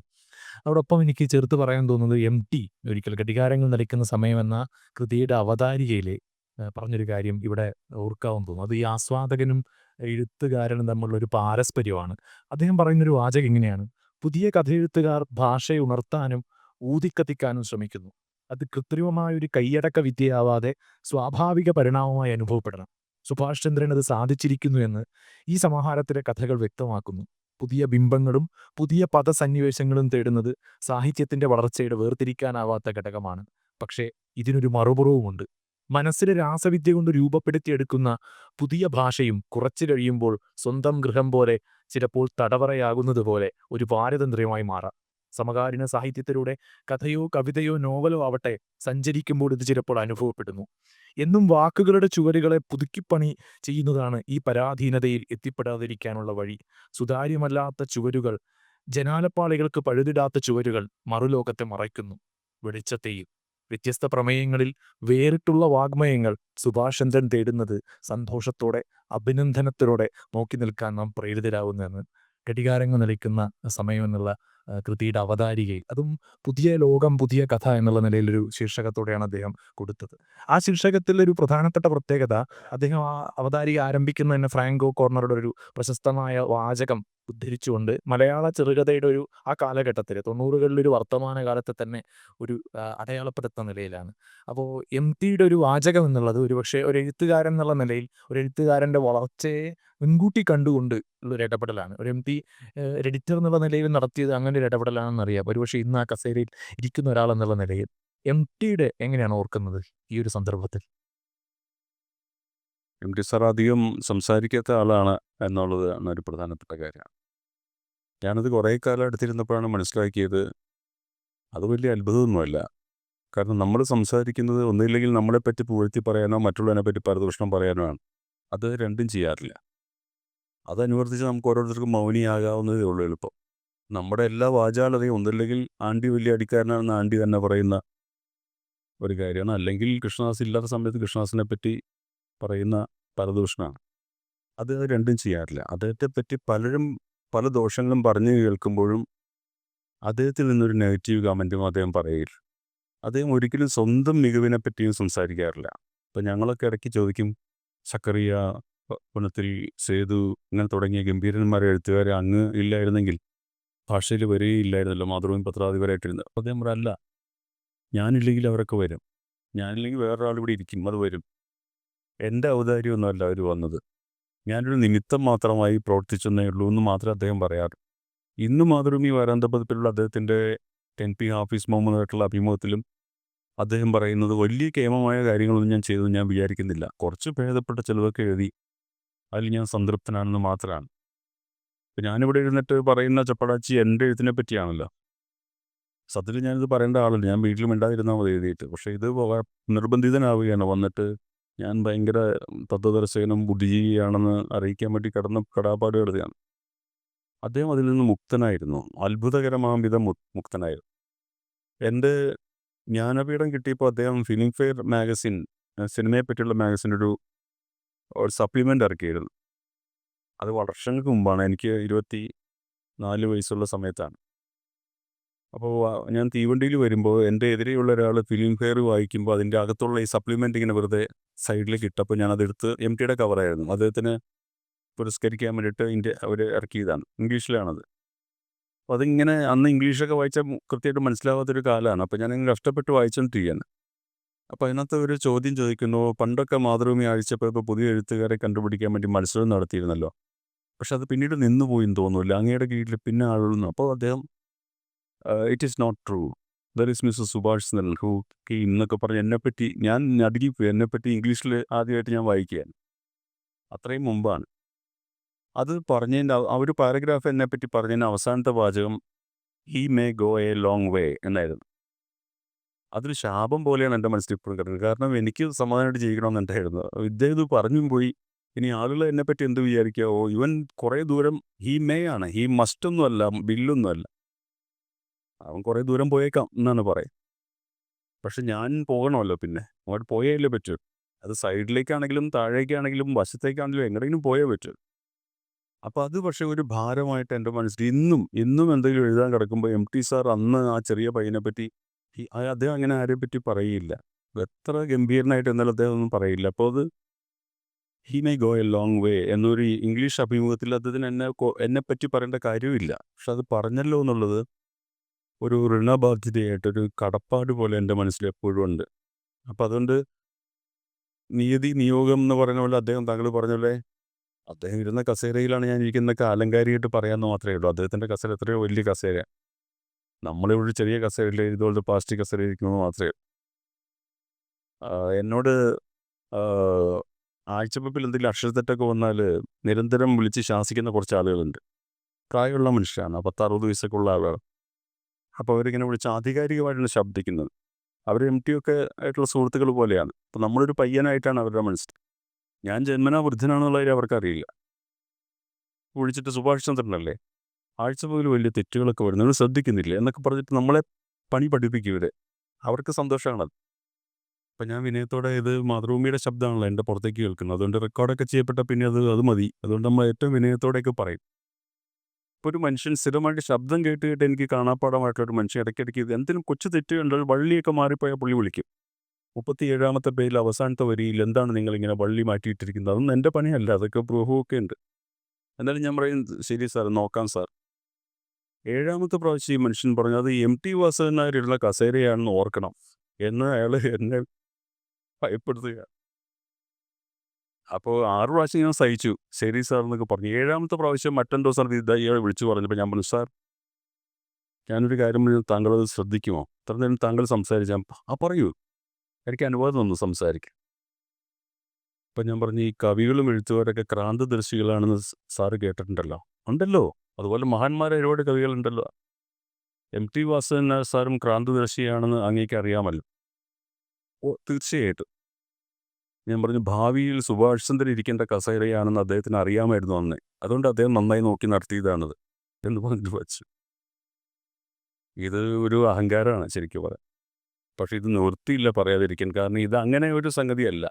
നമ്മൾ ആരുടെയും കസേരയിലൊന്നും അല്ല ഇരിക്കുന്നത്. നമുക്ക് സ്വന്തമായിട്ട്, ഞാൻ 2-ാമത്തെ എം.ടി. അല്ല, ഞാൻ 1-ാമത്തെ സുഭാഷ് ചന്ദ്രനാണ്. 2-ാമത്തെ എം.ടി. 3-ാമത്തെ തകഴിയൊന്നുമല്ല ഞാൻ 1-ാമത്തെ സുഭാഷ് ചന്ദ്രനാണ്. സുഭാഷ് ചന്ദ്രൻ്റെ പേരിൽ ഞാൻ 1-ാമനാണ്. അതിനകത്ത് ഞാൻ മറ്റാരെങ്കിലും കസേര പിടിച്ചിട്ട് വലിക്കുകയോ അയാളുടെ പകരം ഇരിക്കാനൊന്നും യോഗ്യനല്ല, എന്നെ അങ്ങനെ ആഗ്രഹിക്കുന്നുമില്ല. പക്ഷേ എം.ടി. സാറ് നേരിട്ടുള്ള സംഭാഷണമൊക്കെ വളരെ കുറവാണെങ്കിലും ചില നോഷനിലൂടെ എഴുത്തിൻ്റെ മഹത്വത്തെപ്പറ്റി ഞാനടക്കമുള്ള ഒരുപാട് പേരെ ബോധ്യപ്പെടുത്തിയിട്ടുണ്ട്. ഒരു എഴുത്തുകാരൻ പുലർത്തേണ്ടുന്ന അന്തസ്സിനെപ്പറ്റി അദ്ദേഹം ബോധ്യപ്പെടുത്തിയിട്ടുണ്ട്. നമ്മുടെ പല എഴുത്തുകാർക്കും ഇല്ലാതെ പോയ ഒന്ന് അദ്ദേഹത്തിലുണ്ടല്ലോ എന്ന് നമുക്ക് വിസ്മയം തോന്നിപ്പിക്കുന്ന ഒന്ന് അദ്ദേഹത്തിലുണ്ട്. എഴുത്തുകാരൻ ഇരിക്കേണ്ടുന്ന ഒരു ഇടത്തെപ്പറ്റി അതിന് നല്ല ധാരണയുണ്ട്. നേരത്തെ പറഞ്ഞ പോലെ കൊച്ചു കൊച്ചു പരദൂഷണ സദസ്സുകളിൽ അംഗമാകാതെ, ആത്മരതിയിൽ അഭിരമിക്കാതെ, നമ്മൾ ചെയ്യേണ്ട കാര്യം ശക്തമായിട്ടും വ്യക്തമായിട്ടും ആർജവത്തോടെയും ചെയ്ത് അദ്ദേഹം ഒരു കടന്നു പോവുകയാണ് ചെയ്തത്. അത് നമുക്ക് ഒരു നന്ദി മാസ്ട്രോ എന്ന് പറയേണ്ട, തൊപ്പിയൂരിയിട്ട് നമസ്കരിക്കേണ്ടുന്ന ഒരു വലിയ പ്രവൃത്തി തന്നെയായിരുന്നു അത്. അത് പറഞ്ഞപ്പോഴാണ് എം.ടി. ഒരേ സമയം ഒരു എഴുത്തുകാരനുമാണ്, അതുപോലെ ഒരു ലിറ്റററി എഡിറ്റർ എന്നുള്ള നിലയിൽ എം.ടി. നിർവഹിച്ച ഇടപെടലുകളെക്കുറിച്ച് ഒരുപക്ഷെ അദ്ദേഹത്തിനോടൊപ്പമുള്ള എഴുത്തുകാരോ അദ്ദേഹത്തിലൂടെ വന്ന എഴുത്തുകാരോ ഒക്കെ പറഞ്ഞിട്ടുണ്ട്. അതോടൊപ്പം ചോദിക്കാനുള്ളൊരു കാര്യം തന്നെയാണ്, ഒരു എഡിറ്റർ എന്നുള്ള നിലയിലാണ് ഇപ്പോൾ പ്രവർത്തിക്കുന്നത്. അതോടൊപ്പം ഈ കഥകളിലുള്ളൊരു ചെറുകഥകളിലാണ് എനിക്കിത് കൂടുതൽ തോന്നിയത്. വളരെ സൂക്ഷ്മതയോടെയാണ് ഒരു പദധ്യാനം എന്ന് പറയുന്ന നിലയിൽ തന്നെ വാക്കുകളെ വളരെ സൂക്ഷ്മമായി ഉപയോഗിക്കുന്ന തരത്തിലുള്ള ഒരു വൈഭവം ഈ കഥകളിലൊക്കെ കാണാവുന്നുണ്ട്. ഒരു എഡിറ്ററുടെ ഇടപെടൽ അതിൽ കൃത്യമായി നടന്നിട്ടുണ്ട്. പലപ്പോഴും കഥകളിലോ നോവലുകളിലോ ഇല്ലാത്തൊരു കാര്യം, മലയാളത്തിന് അപരിചിതമായൊരു കാര്യം, ഈ ലിറ്റററി എഡിറ്ററുടെ അഭാവം എന്നുള്ളൊരു വിമർശനം പൊതുവിലുണ്ടാവാറുണ്ട്. ഒരു ലിറ്റററി എഡിറ്റർ ഉണ്ടായിരുന്നെങ്കിൽ ഈ എഴുത്ത് കുറേ കൂടി മെച്ചപ്പെട്ടേനെ എന്നുള്ള നിലയിൽ. അപ്പോൾ ഒരു ലിറ്റററി എഡിറ്ററുടെ ഒരു പ്രാധാന്യത്തെക്കുറിച്ച് ഒരു എഡിറ്റർ എന്നുള്ള നിലയിലുള്ളൊരു തോന്നലെന്താ? താങ്കൾ ആദ്യം പറഞ്ഞ ക്രാഫ്റ്റ് എന്നുള്ള വാക്കിലാണ് എൻ്റെ ഉത്തരം. ശില്പം ചെയ്യുമ്പോൾ നമ്മൾ കേട്ടിട്ടുള്ള ക്ലീഷയാണ് ഒരു ശില്പം ചെയ്യുമ്പോൾ ആ ശില്പം അല്ലാത്ത സംഗതികളെല്ലാം തട്ടിക്കളയുകയാണ് ആ ശില്പി ചെയ്യുന്നതെന്ന് പറയുന്നത് ക്ലീഷയാണ്, പണ്ട് മുതലുള്ളൊരു ആശയമാണ്. എന്നാൽ അക്ഷരം കൊണ്ടുള്ള ഒരു ക്രാഫ്റ്റാണ് ഈ എഴുത്ത് എന്നുള്ളത് പലരും മനസ്സിലാക്കുന്നില്ല. അക്ഷരത്തെറ്റില്ലാതെയും വ്യാകരണത്തെറ്റില്ലാതെയും എഴുതി വയ്ക്കുന്ന ഒരാശയമല്ല സാഹിത്യം. നമ്മൾ നമ്മുടെ പരിചയത്തിലുള്ള ഒരു രാമൻ്റെയോ കൃഷ്ണൻ്റെയോ കഥ നമ്മൾ കേട്ടറിഞ്ഞതുപോലെ തെറ്റില്ലാണ്ട് എഴുതി വയ്ക്കുന്നതിൻ്റെ പേര് സാഹിത്യം എന്നല്ല. അതിൻ്റെ അപ്പുറത്തേക്ക് അതിനകത്ത് ക്രാഫ്റ്റിൻ്റെ ഒരു സംഗതിയുണ്ട്. ഇപ്പോൾ നമ്മൾ പത്മശ്രീ കൊടുത്ത് ബഹുമാനിക്കുന്നു, ജ്ഞാനപീഠം അല്ലെങ്കിൽ എന്തെങ്കിലും വലിയ ഇന്ത്യയിൽ കിട്ടാവുന്ന ഏറ്റവും വലിയ പുരസ്കാരങ്ങൾ കൊടുത്ത് നമ്മളൊരു വഞ്ചി നിർമ്മിക്കുന്ന ഒരാളെ ഒരിക്കലും അതൊന്നും കൊടുക്കാറില്ല. പക്ഷേ ഒരു വഞ്ചി നിർമ്മിക്കുന്ന ഒരാളെ അല്ലെങ്കിൽ ഈ മണ്ണിൻ്റെ ഈ കപ്പ് നിർമ്മിച്ച ആളെ ശ്രദ്ധയോടെ നോക്കിയിരുന്നാൽക്കറിയാം ഇത് എത്രമാത്രം പെർഫെക്ഷനോടെയാണ് അതിൽ മുഴുകിയിട്ടാണ് അത് ചെയ്യുന്നത്. അവസാനം ചെയ്തതിന് ശേഷം അദ്ദേഹം മാറി നേരെ നോക്കും. അതിൻ്റെ പെർഫെക്ഷനിൽ അദ്ദേഹം വ്യാമുക്തനാവും സ്വയം. അത് വളരെ ചെറിയൊരു സർക്കിൾ. ചിലപ്പോൾ ആരും ഈ കപ്പ് ചായ കുടിക്കുമ്പോൾ ഇതിൻ്റെ ഭംഗിയെപ്പറ്റിയൊന്നും ആരും കമൻറ്റ് ചെയ്തെന്നിരിക്കില്ല. അത് അദ്ദേഹത്തിൻ്റെ ജോലിയൊന്നും നമ്മളെല്ലാം ഉപേക്ഷിച്ചു. ഏറ്റവും കുറഞ്ഞൊരു കപ്പ്, ഒരു മണ്ണിൻ്റെ കപ്പ് സൃഷ്ടിക്കുവാൻ ഒരു മൺശില്പി എടുക്കുന്ന അധ്വാനവും ശ്രദ്ധയുമെങ്കിലും ഈ ജ്ഞാനപീഠമൊക്കെ കിട്ടുന്ന ആളുകൾ ചെയ്യേണ്ടതല്ലേ? അവനെയാണ് രാഷ്ട്രം ബഹുമാനിക്കുന്നത്, അവനെയാണ് സാംസ്കാരിക നായകൻ എന്ന് വിളിക്കുന്നത്, അവനാണ് ഇങ്ങനെയുള്ള പന്തലുകളിൽ ഇരുത്തി എഴുന്നള്ളിച്ച് വർത്തമാനം പറയുന്നത്. അല്ലാണ്ട് വയനാട്ടിലെ ഒരു പാവപ്പെട്ട ഒരു മരാശാരിയെ നമ്മൾ വിളിച്ച് സംസാരിക്കുന്നില്ല. അപ്പോൾ എനിക്ക് വേണ്ട പ്രധാനപ്പെട്ട ഒരു ക്വാളിറ്റി ആ മരാശാരിയുടെ ഒപ്പമെങ്കിലുമുള്ള ഒരു നിർമ്മാണ ശ്രദ്ധ എനിക്ക് വേണ്ടതല്ലേ ഏറ്റവും കുറഞ്ഞത്. നമ്മൾ പക്ഷേ അതിനെപ്പറ്റി ഒട്ടും ബോധേടല്ല. ഇപ്പോൾ ഫേസ്ബുക്കിലും നവമാധ്യമങ്ങളിലൊക്കെ എഴുതുന്ന എഴുത്തുകാരെ അവർ അതിനെ ജനാധിപത്യവൽക്കരിച്ചു നവമാധ്യമങ്ങൾ എന്നൊക്കെ പറയാൻ ഞാൻ അതിനെ അനുകൂലിക്കുന്ന ആളാണ്. അവർ അങ്ങനെ കുറേ 23 ലൈക്ക് കിട്ടി, എന്നിട്ട് എന്താ സുഭാഷ് ചന്ദ്ര ഇതെടുക്കാത്ത, കഥയായിട്ട് എടുക്കാത്തതെന്നൊക്കെ എന്നോട് ചോദിച്ച് തെറി പറയുന്ന കത്തുകളൊക്കെ എനിക്ക് വരും. അത് ഞാൻ കഴിഞ്ഞ കഥാരൂപത്തിൽ ഫേസ്ബുക്കിൽ ഇട്ടപ്പോൾ 58 പേർ ലൈക്ക് ചെയ്യുകയും പരമൻ ബാണാവള്ളി എന്ന് പറഞ്ഞൊരു കവി എന്നെ വിളിച്ച് അഭിനന്ദിക്കുകയും ചെയ്തു. തന്നെ പോലെ അഹങ്കാരിയായ ഒരാൾക്ക് എന്തുകൊണ്ട് ഇത് ആഴ്ചപ്പതിൽ പ്രസിദ്ധീകരിച്ചുകൂടാ എന്നൊക്കെ പറഞ്ഞ് തെറിയും കുടിച്ചിട്ട് കത്ത് വരും, ഫോണൊക്കെ വരും. അപ്പോൾ അദ്ദേഹത്തിന് അങ്ങനെ വിചാരിക്കുന്ന അവകാശമുണ്ട് നമുക്ക്. പക്ഷെ നമ്മൾ ഈ പരമൻ ബാണാവള്ളി പറയുന്ന സംഗതിയല്ല ഉദ്ദേശിക്കുന്നത്. നമ്മൾ അതിനകത്ത് ഒരു കുറഞ്ഞ ഒരു 10 വരി എഴുതുമ്പോൾ അവനൊരു കവി എന്ന് വെച്ചാൽ മനുഷ്യന് സിദ്ധിക്കാവുന്ന ഏറ്റവും പരമമായ പദവിയാണ്. അല്ലാണ്ട് വെറുതെ ഉച്ചന്താടിയും പറ്റി ബാഗും തൂക്കി നടക്കുന്നവൻ്റെ പേരല്ല കവി എന്ന് പറഞ്ഞാൽ. അവനൊരു ഭയങ്കര സൃഷ്ടികർത്താവ് ഒരാളാണ്. അവൻ്റെ കാല് തൊട്ട് നിറയിൽ വയ്ക്കാവുന്നതാണ്, അവൻ്റെ കൈ പിടിച്ച് മുത്താവുന്ന അത്രയും ഗംഭീരനായ ഒരു സംഭവമാണ് ഈ കവിത എഴുതുന്ന ആളെന്ന് പറഞ്ഞാൽ. കേൾക്കുമ്പോൾ തന്നെ എഴുന്നേറ്റ് നിൽക്കുന്ന ഒരു പേരാണ് കവി എന്നുള്ള വാക്ക്. അപ്പോൾ കവികളുടേത് പോട്ടെ, ഒരു ഒരു ഒരു കുശവൻ്റെയോ ഒരു അല്ലെങ്കിൽ നിർമ്മാണ പ്രവർത്തനം വരുമ്പോൾ നമ്മുടെ മഹാന്മാരായ, അവരെ മഹാന്മാരാരും പറയരുത്, ഞാനത് പറയാൻ ധൈര്യപ്പെടുകയാണ്. നമ്മുടെ മഹാന്മാരായ ഈ നിർമ്മാണ തൊഴിലാളികളുടെ വൈഭവമെങ്കിലും അക്ഷരം കൊണ്ട് പണിയെടുക്കുമ്പോൾ ഒരു കവിതയിലോ കഥയിലോ നമ്മൾ പുലർത്തേണ്ടതല്ലേ? അതിൻ്റെ പേരാണ് ക്രാഫ്റ്റ് എന്ന് പറയുന്നത്. അതാണ് അതിൻ്റെ നിർമ്മാണ വൈഭവം എന്ന് പറയുന്നത്. അല്ലാതെ കുറേ വാക്കുകൾ എഴുതി വയ്ക്കുന്ന ഒരു ആശയം പൂർത്തിയാക്കുകയില്ല. ഇപ്പോൾ നമ്മളിവിടെ ഇരുന്ന് ഈ സംസാരിക്കുന്നതിനെ പറ്റി എനിക്ക് വേണമെങ്കിൽ കഥ എഴുതാം. അന്ന് പുൽക്കൂടിൽ വിളക്കുകൾ പ്രകാശിച്ചു തുടങ്ങിയായിരുന്നു, നാമമാത്രമായെങ്കിലും 8 or 9 പേര് ചുറ്റും ഉണ്ടായിരുന്നു, എന്നെ അപമാനിക്കാനാണോ ഇവരുടെ ഉദ്ദേശം എന്നൊക്കെ പറഞ്ഞ് തുടങ്ങി ഇനി ഒരു നല്ല കഥയായി മാറും. അല്ലെങ്കിൽ കഥ പോലെ തോന്നിക്കാം. മാനന്തവാടിയിൽ നിന്ന് കുന്നിറങ്ങി വരുമ്പോൾ ഭാര്യയോട് ഞാൻ പറഞ്ഞു നമ്മളൊരു വാചകത്തിൽ അവസാനിപ്പിക്കും, ഇനി ഞാൻ അങ്ങോട്ടില്ല എന്നൊക്കെ പറഞ്ഞിട്ട്. പക്ഷേ അത് കഥയല്ല, അത് കഥയല്ല, അതൊന്നും കഥയല്ല.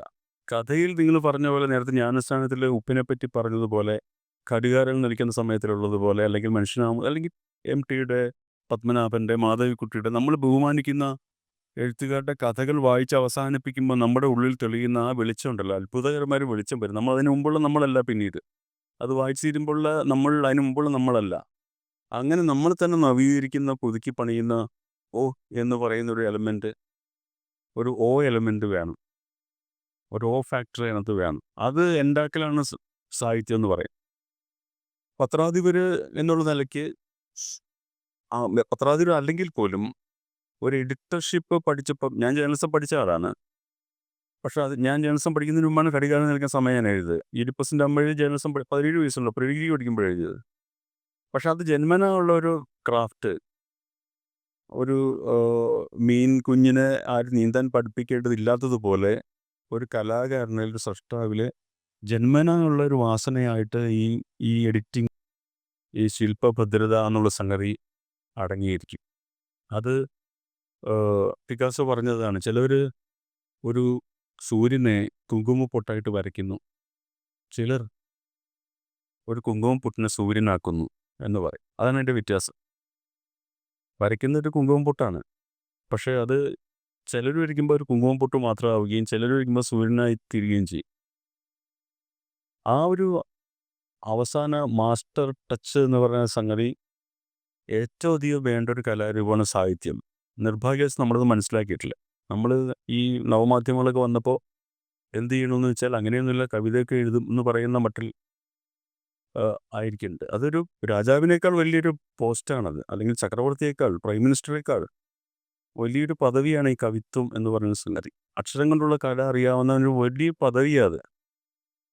അത് ആദ്യം തിരിച്ചറിയണം, സ്വയം തിരിച്ചറിയണം. അപ്പോൾ നമ്മൾ പലപ്പോഴും എഴുത്ത് വേണ്ടാന്ന് വയ്ക്കും. അതുകൊണ്ടാണ് ഞാൻ അധികം എഴുതാത്തത്. ഇത് വലിയൊരു പണിയാണെന്ന് എനിക്കറിയാം. അതിനുള്ള ശക്തി എനിക്കുണ്ടോയെന്ന് എനിക്ക് വലിയ ഉറപ്പില്ല.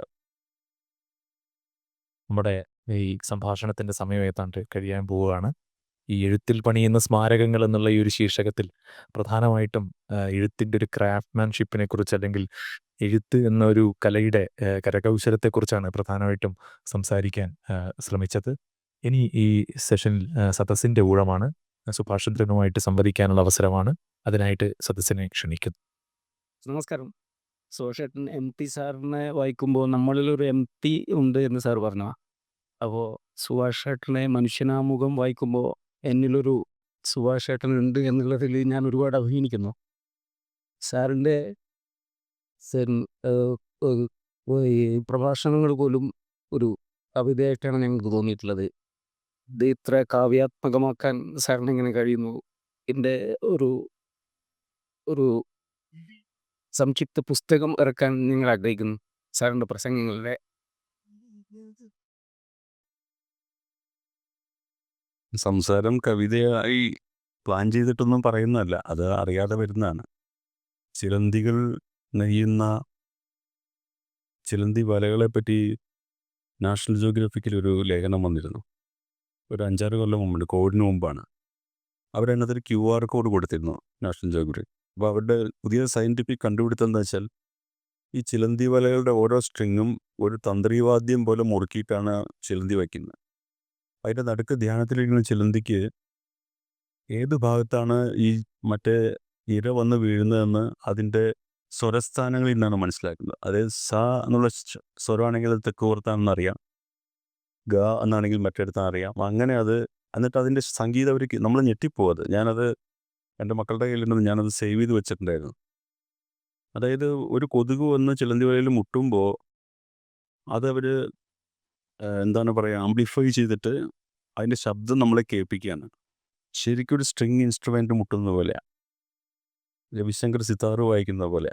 അപ്പോൾ ആ ജന്തുവിന് അറിയാം അത് ഈ ശബ്ദം, രീ എന്നുള്ള ശബ്ദമാണെങ്കിൽ അത് എൻ്റെ വലതുഭാഗത്തു നിന്നാണ്, അല്ലെങ്കിൽ ഈ വലിയ വെബിൻ്റെ എവിടെയാണ് ഈ ജന്തു വന്ന് പതിച്ചതെന്നുള്ളത് സംഗീതത്തിൽ നിന്നാണ് മനസ്സിലാക്കുന്നത്. ഇര പിടിക്കാനുള്ളൊരു തന്ത്രമായിട്ടാണ് അത് സംഗീതത്തെ ഉപയോഗിക്കുന്ന അർത്ഥം.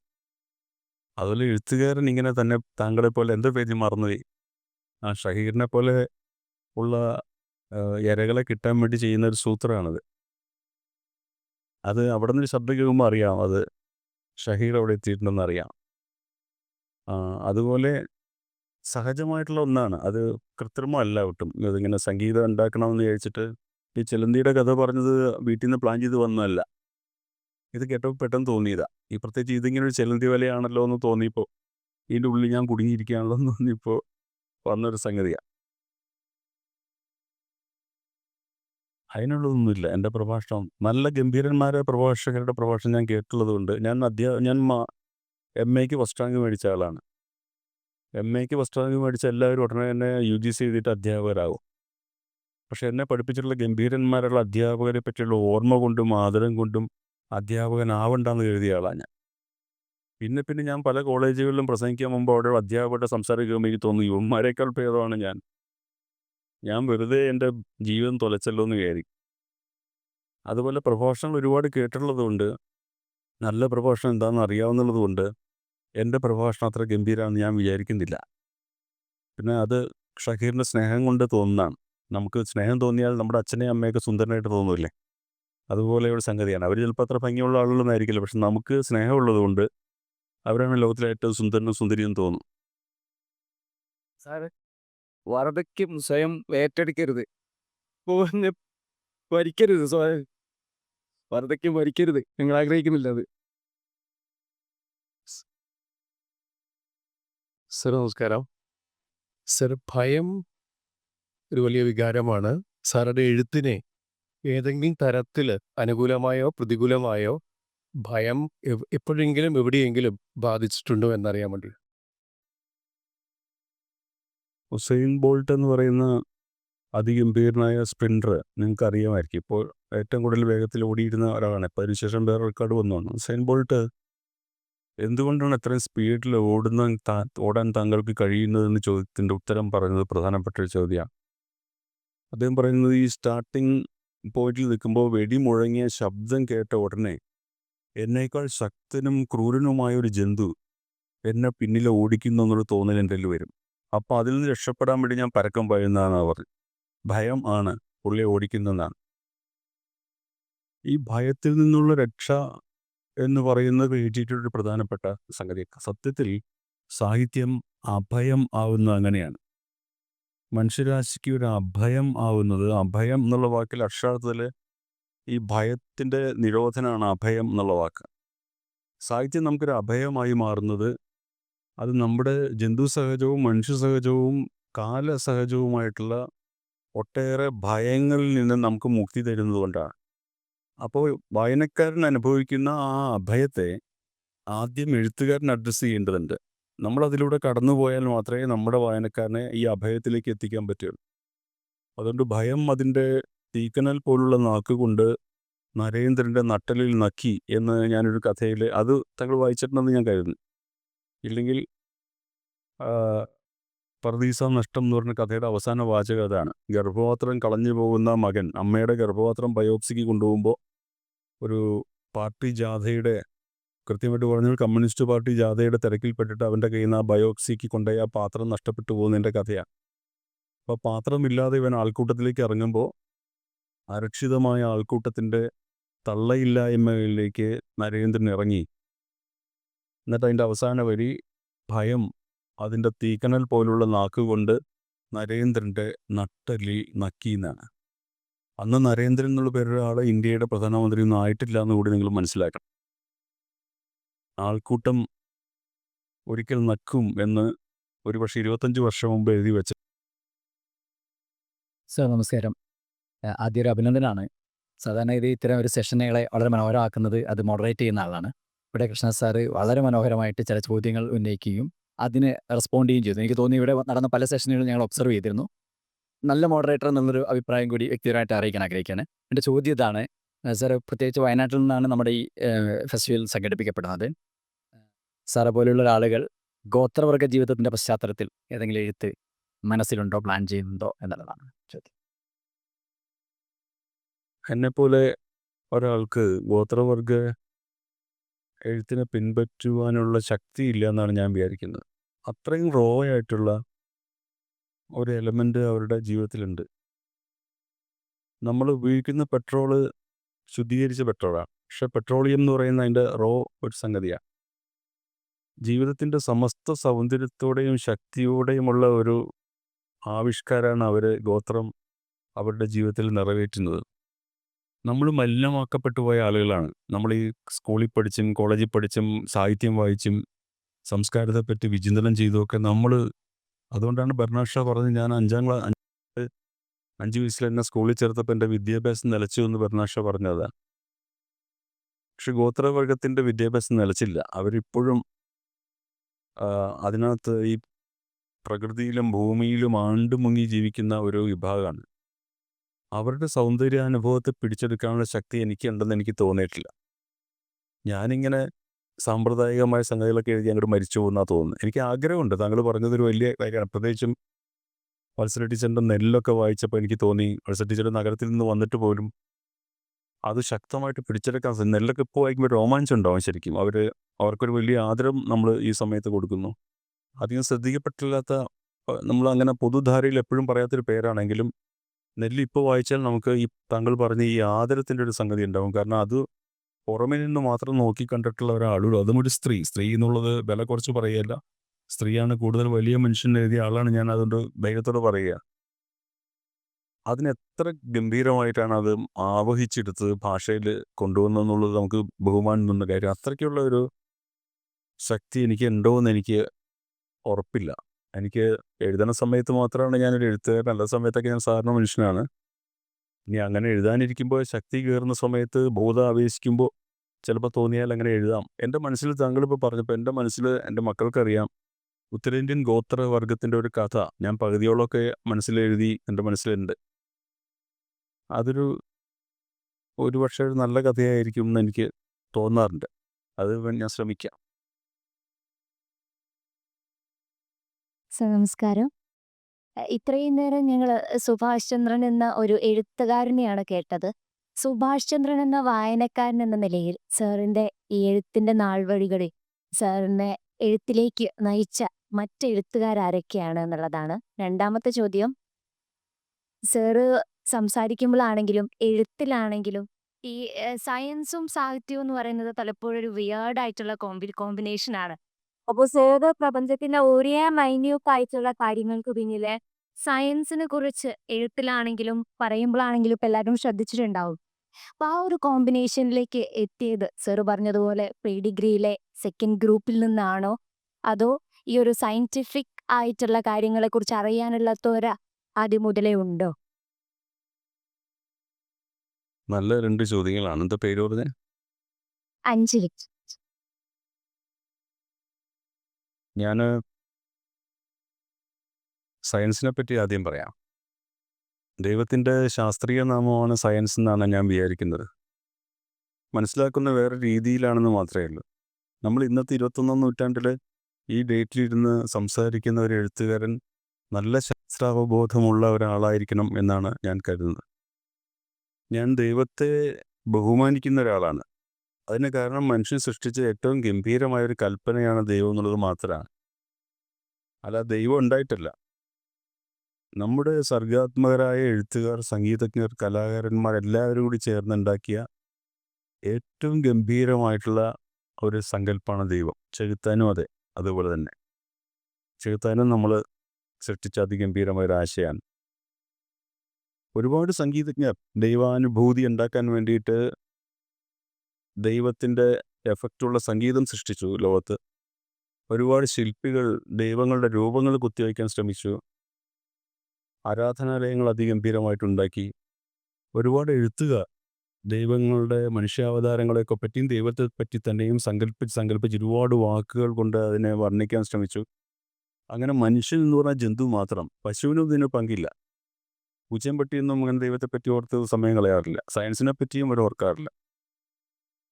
മനുഷ്യൻ എന്ന് പറഞ്ഞ ജന്തു സങ്കല്പിച്ചെടുത്ത അതിഗംഭീരമായ ഒരു ആശയം എന്നുള്ള നിലയ്ക്ക് എനിക്ക് ദൈവത്തിനെ ഭയങ്കര ഇഷ്ടമാണ്. ദൈവം ഉണ്ട് എന്ന് ഞാൻ വിശ്വസിക്കുന്നു. പക്ഷേ അയാൾ വിശ്വസിക്കാൻ കൊള്ളാത്തൊരു ജന്തുവാണെന്ന് വിശ്വസിക്കുകയും ചെയ്യുന്നു. അല്ലെങ്കിൽ നമ്മുടെ വയനാട്ടിലൊന്നും ഈ അപകടം ഉണ്ടാവില്ല. ദൈവം ഉണ്ട് വിശ്വസിക്കാവുന്ന ഒരാളാണെങ്കിൽ ഇങ്ങനെ പാവങ്ങളെ പിടിച്ച മണ്ണിൻ്റെ അടിയിൽ കിട്ടുന്ന ഒരു പരിപാടിയൊന്നും ഒരു ദൈവവും കാണിക്കില്ല. സയൻസ് നമുക്ക് മനസ്സിലാക്കാൻ പറ്റാത്ത അജ്ഞേയമായിട്ടുള്ള സംഗതികളിലേക്ക് നമ്മുടെ കണ്ണ് തുറപ്പിക്കാൻ സാധിക്കുന്ന ഒരു ടൂൾ എന്നുള്ള നിലയ്ക്ക് ഞാൻ സയൻസിനെ ബഹുമാനിക്കുന്നു. ഭക്തിയോടെ തന്നെ ബഹുമാനിക്കും. ആ അർത്ഥത്തിൽ എനിക്ക് ദൈവത്തേക്കാൾ ഭക്തി സയൻസിനോടാണ്. എനിക്ക് ആൽബർട്ട് ഐൻസ്റ്റീനാണ് ഗണപതിയേക്കാൾ വലിയ ദൈവം. ഗണപതി മിത്താണോ യാഥാർത്ഥ്യമാണോ എന്നൊക്കെ തർക്കം നടന്നു. പക്ഷേ ഐൻസ്റ്റീൻ മിത്താവരുത് എന്ന് എനിക്ക് ഭയങ്കര ആഗ്രഹമുണ്ട്. ഐൻസ്റ്റീൻ അങ്ങനെ ഉണ്ടാവണം, ന്യൂട്ടൺ ഉണ്ടാവണം, ഉണ്ടായേ തീരൂ എന്നുള്ളതൊരു വലിയ ആഗ്രഹമുണ്ട്. പിന്നെ ആദ്യത്തെ ചോദ്യം എന്നെ സ്വാധീനിച്ച എഴുത്തുകാരെ പറ്റിയാണ്. വായിച്ച എല്ലാവരും എന്നെ ഒരേപോലെ സ്വാധീനിച്ചിട്ടുണ്ടെന്നാണ് ഒരു പ്രാഥമിക ഉത്തരവെങ്കിലും അത്ഭുതപ്പെടുത്തിയ ചില എഴുത്തുകാരെ കണ്ടെത്തിയതാണ് എഴുത്തുകാരനാകണം എന്നുള്ള എൻ്റെ കൊതി എന്നിൽ ആരംഭിച്ച ഒരു എൻ്റെ അച്ഛനൊരു 8ാം ക്ലാസ് വരെ പഠിച്ചിട്ടുള്ള 4ാം ക്ലാസ് വരെ പഠിച്ച എൻ്റെ അമ്മയാണ് 8ാം ക്ലാസ്, അച്ഛൻ അതിൻ്റെ പകുതി വിദ്യാഭ്യാസം. എൻ്റെ അച്ഛൻ്റെ ഇരട്ടി വിദ്യാഭ്യാസം എൻ്റെ അമ്മയ്ക്കുണ്ടായിരുന്നു. 4ാം ക്ലാസ് 8ാം ക്ലാസ്സാണ് അവർ. അപ്പോൾ 4ാം ക്ലാസ്സുകാരനായിട്ടുള്ള ഒരു കമ്പനി തൊഴിലാളിയായിട്ടുള്ള അച്ഛൻ്റെ 5 മക്കളിൽ ഇളയ ആളാണ് ഞാൻ. പക്ഷെ അച്ഛൻ ധാരാളമായിട്ട് വായിക്കുകയായിരുന്നു. മുട്ടത്ത് വർക്കിയും ഒ വിജയനെയും ഒരേപോലെ വായിക്കുമായിരുന്നു. ലൈബ്രറിയിൽ നിന്ന് പുസ്തകം എടുത്ത് തുടർച്ചയായിട്ട് വായിക്കും. കമ്മ്യൂണിസ്റ്റുകാരനായിരുന്നു. കമ്മ്യൂണിസ്റ്റുകാരായ വായിക്കണം എന്നുള്ള തെറ്റിദ്ധാരണ ഉള്ളതുകൊണ്ട് അവർ നിരന്തരമായിട്ട് വായിച്ചിരുന്നു. അപ്പം അച്ഛൻ വായിച്ച പുസ്തകങ്ങളാണ് ഞാൻ വായിച്ചു തുടങ്ങിയത്. അങ്ങനെ എല്ലാം വായിക്കുന്ന കൂട്ടത്തിൽ മുട്ടത്ത് വർക്കിയ എല്ലാവരെയും വായിച്ച് ബാറ്റിൻ ബോസ് നമ്മൾ വായിച്ചിട്ടുള്ള കുട്ടിക്കാലത്ത് വായിച്ചിട്ടുള്ള എല്ലാം വായിച്ച കൂട്ടത്തിലാണ് 10ാം ക്ലാസ്സിൽ വെച്ചിട്ട് എൻ്റെ സുഹൃത്ത് അൻവർ ഹുസൈൻ എന്ന് പറഞ്ഞ ചങ്ങാതിയുടെ വീട്ടിൽ പെരുന്നാൾ ആഘോഷിക്കാൻ സദ്യ എല്ലാം ഭക്ഷണം തരാനായിട്ട് എന്നെ വിളിച്ച് ഞാൻ പോയത്. അന്ന് 10ാം ക്ലാസ് കഴിഞ്ഞിട്ടുള്ള ഇടവേളയായിരുന്നു, റംസാനായിരുന്നു. ഭക്ഷണം കഴിഞ്ഞിട്ട് വിശ്രമിക്കുമ്പോൾ മീതി നിൽക്കുക എന്ന് വിളിക്കുന്ന അദ്ദേഹത്തിൻ്റെ ഈ അൻവർ ഹുസൈൻ്റെ അച്ഛൻ ഉപ്പ എനിക്ക് 2 സമ്മാനങ്ങൾ തന്നു. അത് ഞാൻ സ്കൂളിൽ ഞാൻ അൻവർ ഹുസൈൻ തമ്മിലായിരുന്നു പഠനത്തിൽ മത്സരം ഉണ്ടായിരുന്നു. ഞങ്ങൾ മാറി മാറി ഫസ്റ്റ് ആവുന്നു സ്കൂളിൽ. അപ്പോൾ അതുകൊണ്ട് അവൻ്റെ ഉപ്പയ്ക്ക് എന്നെപ്പറ്റി കേട്ടറിവുണ്ട്. ഞാൻ പിന്നെ കുറച്ച് മറ്റ് പ്രവർത്തനങ്ങളുണ്ടായിരുന്നു. അതായത് പാട്ട് പാടൽ, പടം വരയ്ക്കൽ, അങ്ങനത്തുള്ള അശ്ലീല പ്രവർത്തനങ്ങളും എനിക്ക് കയ്യിലുണ്ടായിരുന്നു. അപ്പോൾ അതും ഉപ്പയ്ക്ക് അറിയാം. അപ്പോൾ ഉപ്പ എനിക്ക് മോൻ ഈ പുസ്തകം വായിക്കണം, എഴുത്തുകാരനാവാൻ ആഗ്രഹമുണ്ട്, ഈ പുസ്തകം വായിക്കണം എന്ന് പറഞ്ഞിട്ട് കാരമസോവ് ബ്രദേഴ്സ് എന്ന് പറഞ്ഞൊരു പുസ്തകം. അന്ന് ഞാൻ ടോൾസ്റ്റോയിൽ നിന്ന് കേട്ടിട്ടുണ്ട്, യുദ്ധവും സമാധാനം എന്ന് കേട്ടിട്ടുണ്ട്, പക്ഷേ ദസ്തേവ്സ്കി എന്ന് കേട്ടിട്ടേ ഇല്ലേ. കുറ്റവും ശിക്ഷയും എന്ന് കേട്ടിട്ടുണ്ട്, പക്ഷേ അത് എഴുതിയ ആളുടെ പേര് ദസ്തേവ്സ്കി എന്ന് പോലെ എനിക്ക് ഞാൻ 15 വയസ്സേ ഉള്ളൂ. അപ്പോൾ 2 വോളിയമായിട്ടുള്ള കാരമസോവ് ബ്രദേഴ്സാണ് തന്നത് ഇംഗ്ലീഷിൽ. അപ്പോൾ നീ ഒരു ഡിക്ഷണറി വാങ്ങിക്കണം, എന്നിട്ട് അത് വായിച്ച് ഇത് വായിക്കണം, എഴുത്തിൻ്റെ പരമകാഷ്ഠയാണിത്. അദ്ദേഹം പറഞ്ഞ നമുക്ക് പീക്ക് എന്നാണ്, എഴുത്തിൻ്റെ പീക്ക് ആണിത്, ഇത് മോൻ വായിക്കണം എന്ന് പറഞ്ഞിട്ട് എനിക്ക് തന്നു. ഒപ്പം മെഹ്ദി ഹസൻ്റെ ഒരു ഗസലിൻ്റെ ഒരു കാസറ്റ്, ലെജൻഡ്സ് എന്നു പേരുള്ള ഒരു കാസറ്റ്, ലെജൻഡ് എന്നു പേരുള്ള ഒരു കാസറ്റും തന്നു. ഇതാണ് സംഗീതത്തിൻ്റെ പീക്ക്, ഇത് കേൾക്കണം എന്ന്. അങ്ങനെ ഒരു ക്രിസ്ത്യാനിയും ഒരു മുസ്ലിമും ചേർത്തിട്ടാണ് എന്നെ ഇങ്ങനെ ആക്കിയത്.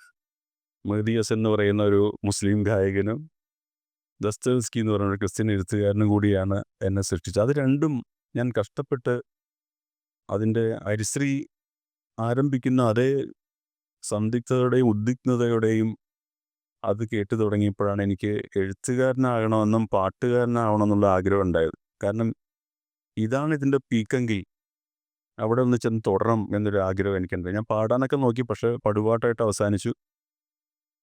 എഴുതാനൊക്കെ നോക്കി, അത് പക്ഷേ കുറച്ച് പേരൊക്കെ അത് സ്നേഹിച്ചു എന്നുള്ളതാണ്. സുഭാഷ് സാർ, അങ്ങ് ചോദ്യം ഇവിടെ നിന്നാണ്. എൻ്റെ പേര് ഷെബിൻ. മാതൃഭൂമി പോലെയുള്ള ഒരു സാഹിത്യ സാംസ്കാരിക മാസികയുടെ പത്രാധിപർ എന്ന നിലയ്ക്ക് തുടരുമ്പോൾ അതിൻ്റെ ചില തരത്തിലുള്ള തടവറകൾ അങ്ങേ ഒരു എഴുത്തുകാരൻ എന്ന രീതിയിൽ ഏതെങ്കിലും തരത്തിൽ ഒരു പ്രതിബന്ധം ഉണ്ടായിട്ടുണ്ടോ എന്നുള്ളതാണ് എൻ്റെ ആദ്യത്തെ ചോദ്യം. രണ്ടാമത്തെ ചോദ്യം, തകഴിച്ചേട്ടനോട് MP ഒരു അഭിമുഖത്തിൽ ചോദിക്കുന്നുണ്ട്, അങ്ങേക്ക് ഇനി എഴുതാൻ ആഗ്രഹമുള്ള ഏതെങ്കിലും ഒരു വിഷയം അവശേഷിച്ചു പോയിട്ടുണ്ടോ? അപ്പോൾ അത് സൈന്ധവ സംസ്കൃതിയുടെ പശ്ചാത്തലത്തിൽ ഒരു കൃതി രചിക്കണമെന്നാണ് എൻ്റെ ആഗ്രഹം എന്ന് തകഴിച്ചേട്ടൻ പറയുകയുണ്ടായി. ചോദിച്ച MP-യും ഇപ്പോൾ ഇല്ല. ഞങ്ങൾ മലയാളികൾ, ഞങ്ങൾ വായനക്കാർക്ക് ആ ഒരു തകഴിച്ചേട്ടൻ്റെ ഒരു ആഗ്രഹം, MP-യിലൂടെ നടക്കാതെ പോയ ആ ഒരു ആഗ്രഹം അങ്ങയിലൂടെ പൂർത്തീകരിക്കും എന്ന് പ്രതീക്ഷിക്കാമോ? ആദ്യത്തെ ചോദ്യത്തിൻ്റെ ഉത്തരം, ആഴ്ചപ്പത്തിൻ്റെ ചുമതലക്കാരനായിട്ട് ഇരിക്കുന്നത് അതിൻ്റെ സംഘർഷത്തെപ്പറ്റി, പത്രപ്രവർത്തനത്തിൻ്റെ സംഘർഷത്തെപ്പറ്റി ആദ്യകാലത്ത് ഞാൻ അതിൻ്റെ ഒരു മാനസികമായിട്ട് തന്നെ അനുഭവിച്ചു തുടങ്ങിയപ്പോൾ ഞാൻ എൻ്റെ ഗുരുനാഥൻ KG ശങ്കരപ്പിള്ള സാർ എൻ്റെ പ്രൊഫസറായിരുന്നു മലയാളത്തിൻ്റെ, ഞങ്ങളുടെ ഡിപ്പാർട്ട്മെൻ്റ് ഹെഡായിരുന്നു. അദ്ദേഹത്തിൻ്റെ കീഴിൽ സമകാലീന കവിത എന്ന് പറയുന്ന അദ്ദേഹം എഡിറ്റ് ചെയ്തൊരു ഒരു ത്രൈമാസികത്തിൻ്റെ സഹായിയായിട്ടാണ് ഞാൻ എൻ്റെ പത്രപ്രവർത്തനം ആരംഭിച്ച് മാതൃഭൂമിയിൽ വരുന്നതിന് മുമ്പ്. അദ്ദേഹം എൻ്റെ പത്രാധിപരായിരുന്നു, ഞാൻ അദ്ദേഹത്തിൻ്റെ സഹായിയായിരുന്നു. അങ്ങനെ ഈ പുതിയ കാല കവിതകൾ ഒരു 22 വയസ്സ് മുതൽ ഈ ജോലിയുടെ ഭാഗമായിട്ട് ധാരാളം വായിച്ചിട്ടുള്ള ആളാണ് ഞാൻ. അപ്പോൾ അദ്ദേഹത്തോട് ഞാൻ ഈ ജോലിയെപ്പറ്റി പറഞ്ഞപ്പോൾ, അതിൻ്റെ സംഘർഷത്തെപ്പറ്റി പറഞ്ഞപ്പോൾ അദ്ദേഹം വളരെ മുമ്പ് എനിക്ക് തന്നൊരു ഉപദേശമുണ്ട്. നീ ഒരു STD ബൂത്തിലിരിക്കുന്ന ആളായിട്ട് വിചാരിച്ചാൽ മതി. അന്നൊക്കെ ഈ നമ്പർ കൊടുത്തിട്ട് വിളിച്ച് കുത്തുന്ന പണിയുണ്ട്. ഈ മൊബൈൽ വരാത്ത കാലമാണ്. അത് ആരോ വന്നൊരു നമ്പർ തരുന്നു, നമ്മൾ ആ നമ്പർ കുത്തി കൊടുക്കുന്നു, അവർ തമ്മിൽ സംസാരിക്കുന്നു. നമ്മൾ ഓവർ ഹിയർ ഒന്നും ചെയ്യേണ്ട കാര്യമൊന്നുമില്ല. അവർ ആ പൈസ മേടിച്ച് പോക്കറ്റിലിടുന്നു. അതുപോലെ ഏത് വലിയ ഓഫീസിലും ഏത് പത്രാധിപരുടെ കസേരയിൽ ഇരുന്നാലും അതൊരു STD ബൂത്ത് ജീവനക്കാരനായിട്ട് വിചാരിച്ചാൽ മതി. എഴുത്തുകാരനും വായനക്കാരനും തമ്മിൽ എന്തോ ഒരു കമ്മ്യൂണിക്കേഷൻ നടക്കുന്നു. അതിൻ്റെ ഇടയ്ക്ക് നിങ്ങളൊന്ന് കുത്തി കൊടുക്കുന്നു അങ്ങോട്ട് ഇങ്ങോട്ട് കണക്ട് ചെയ്യാൻ.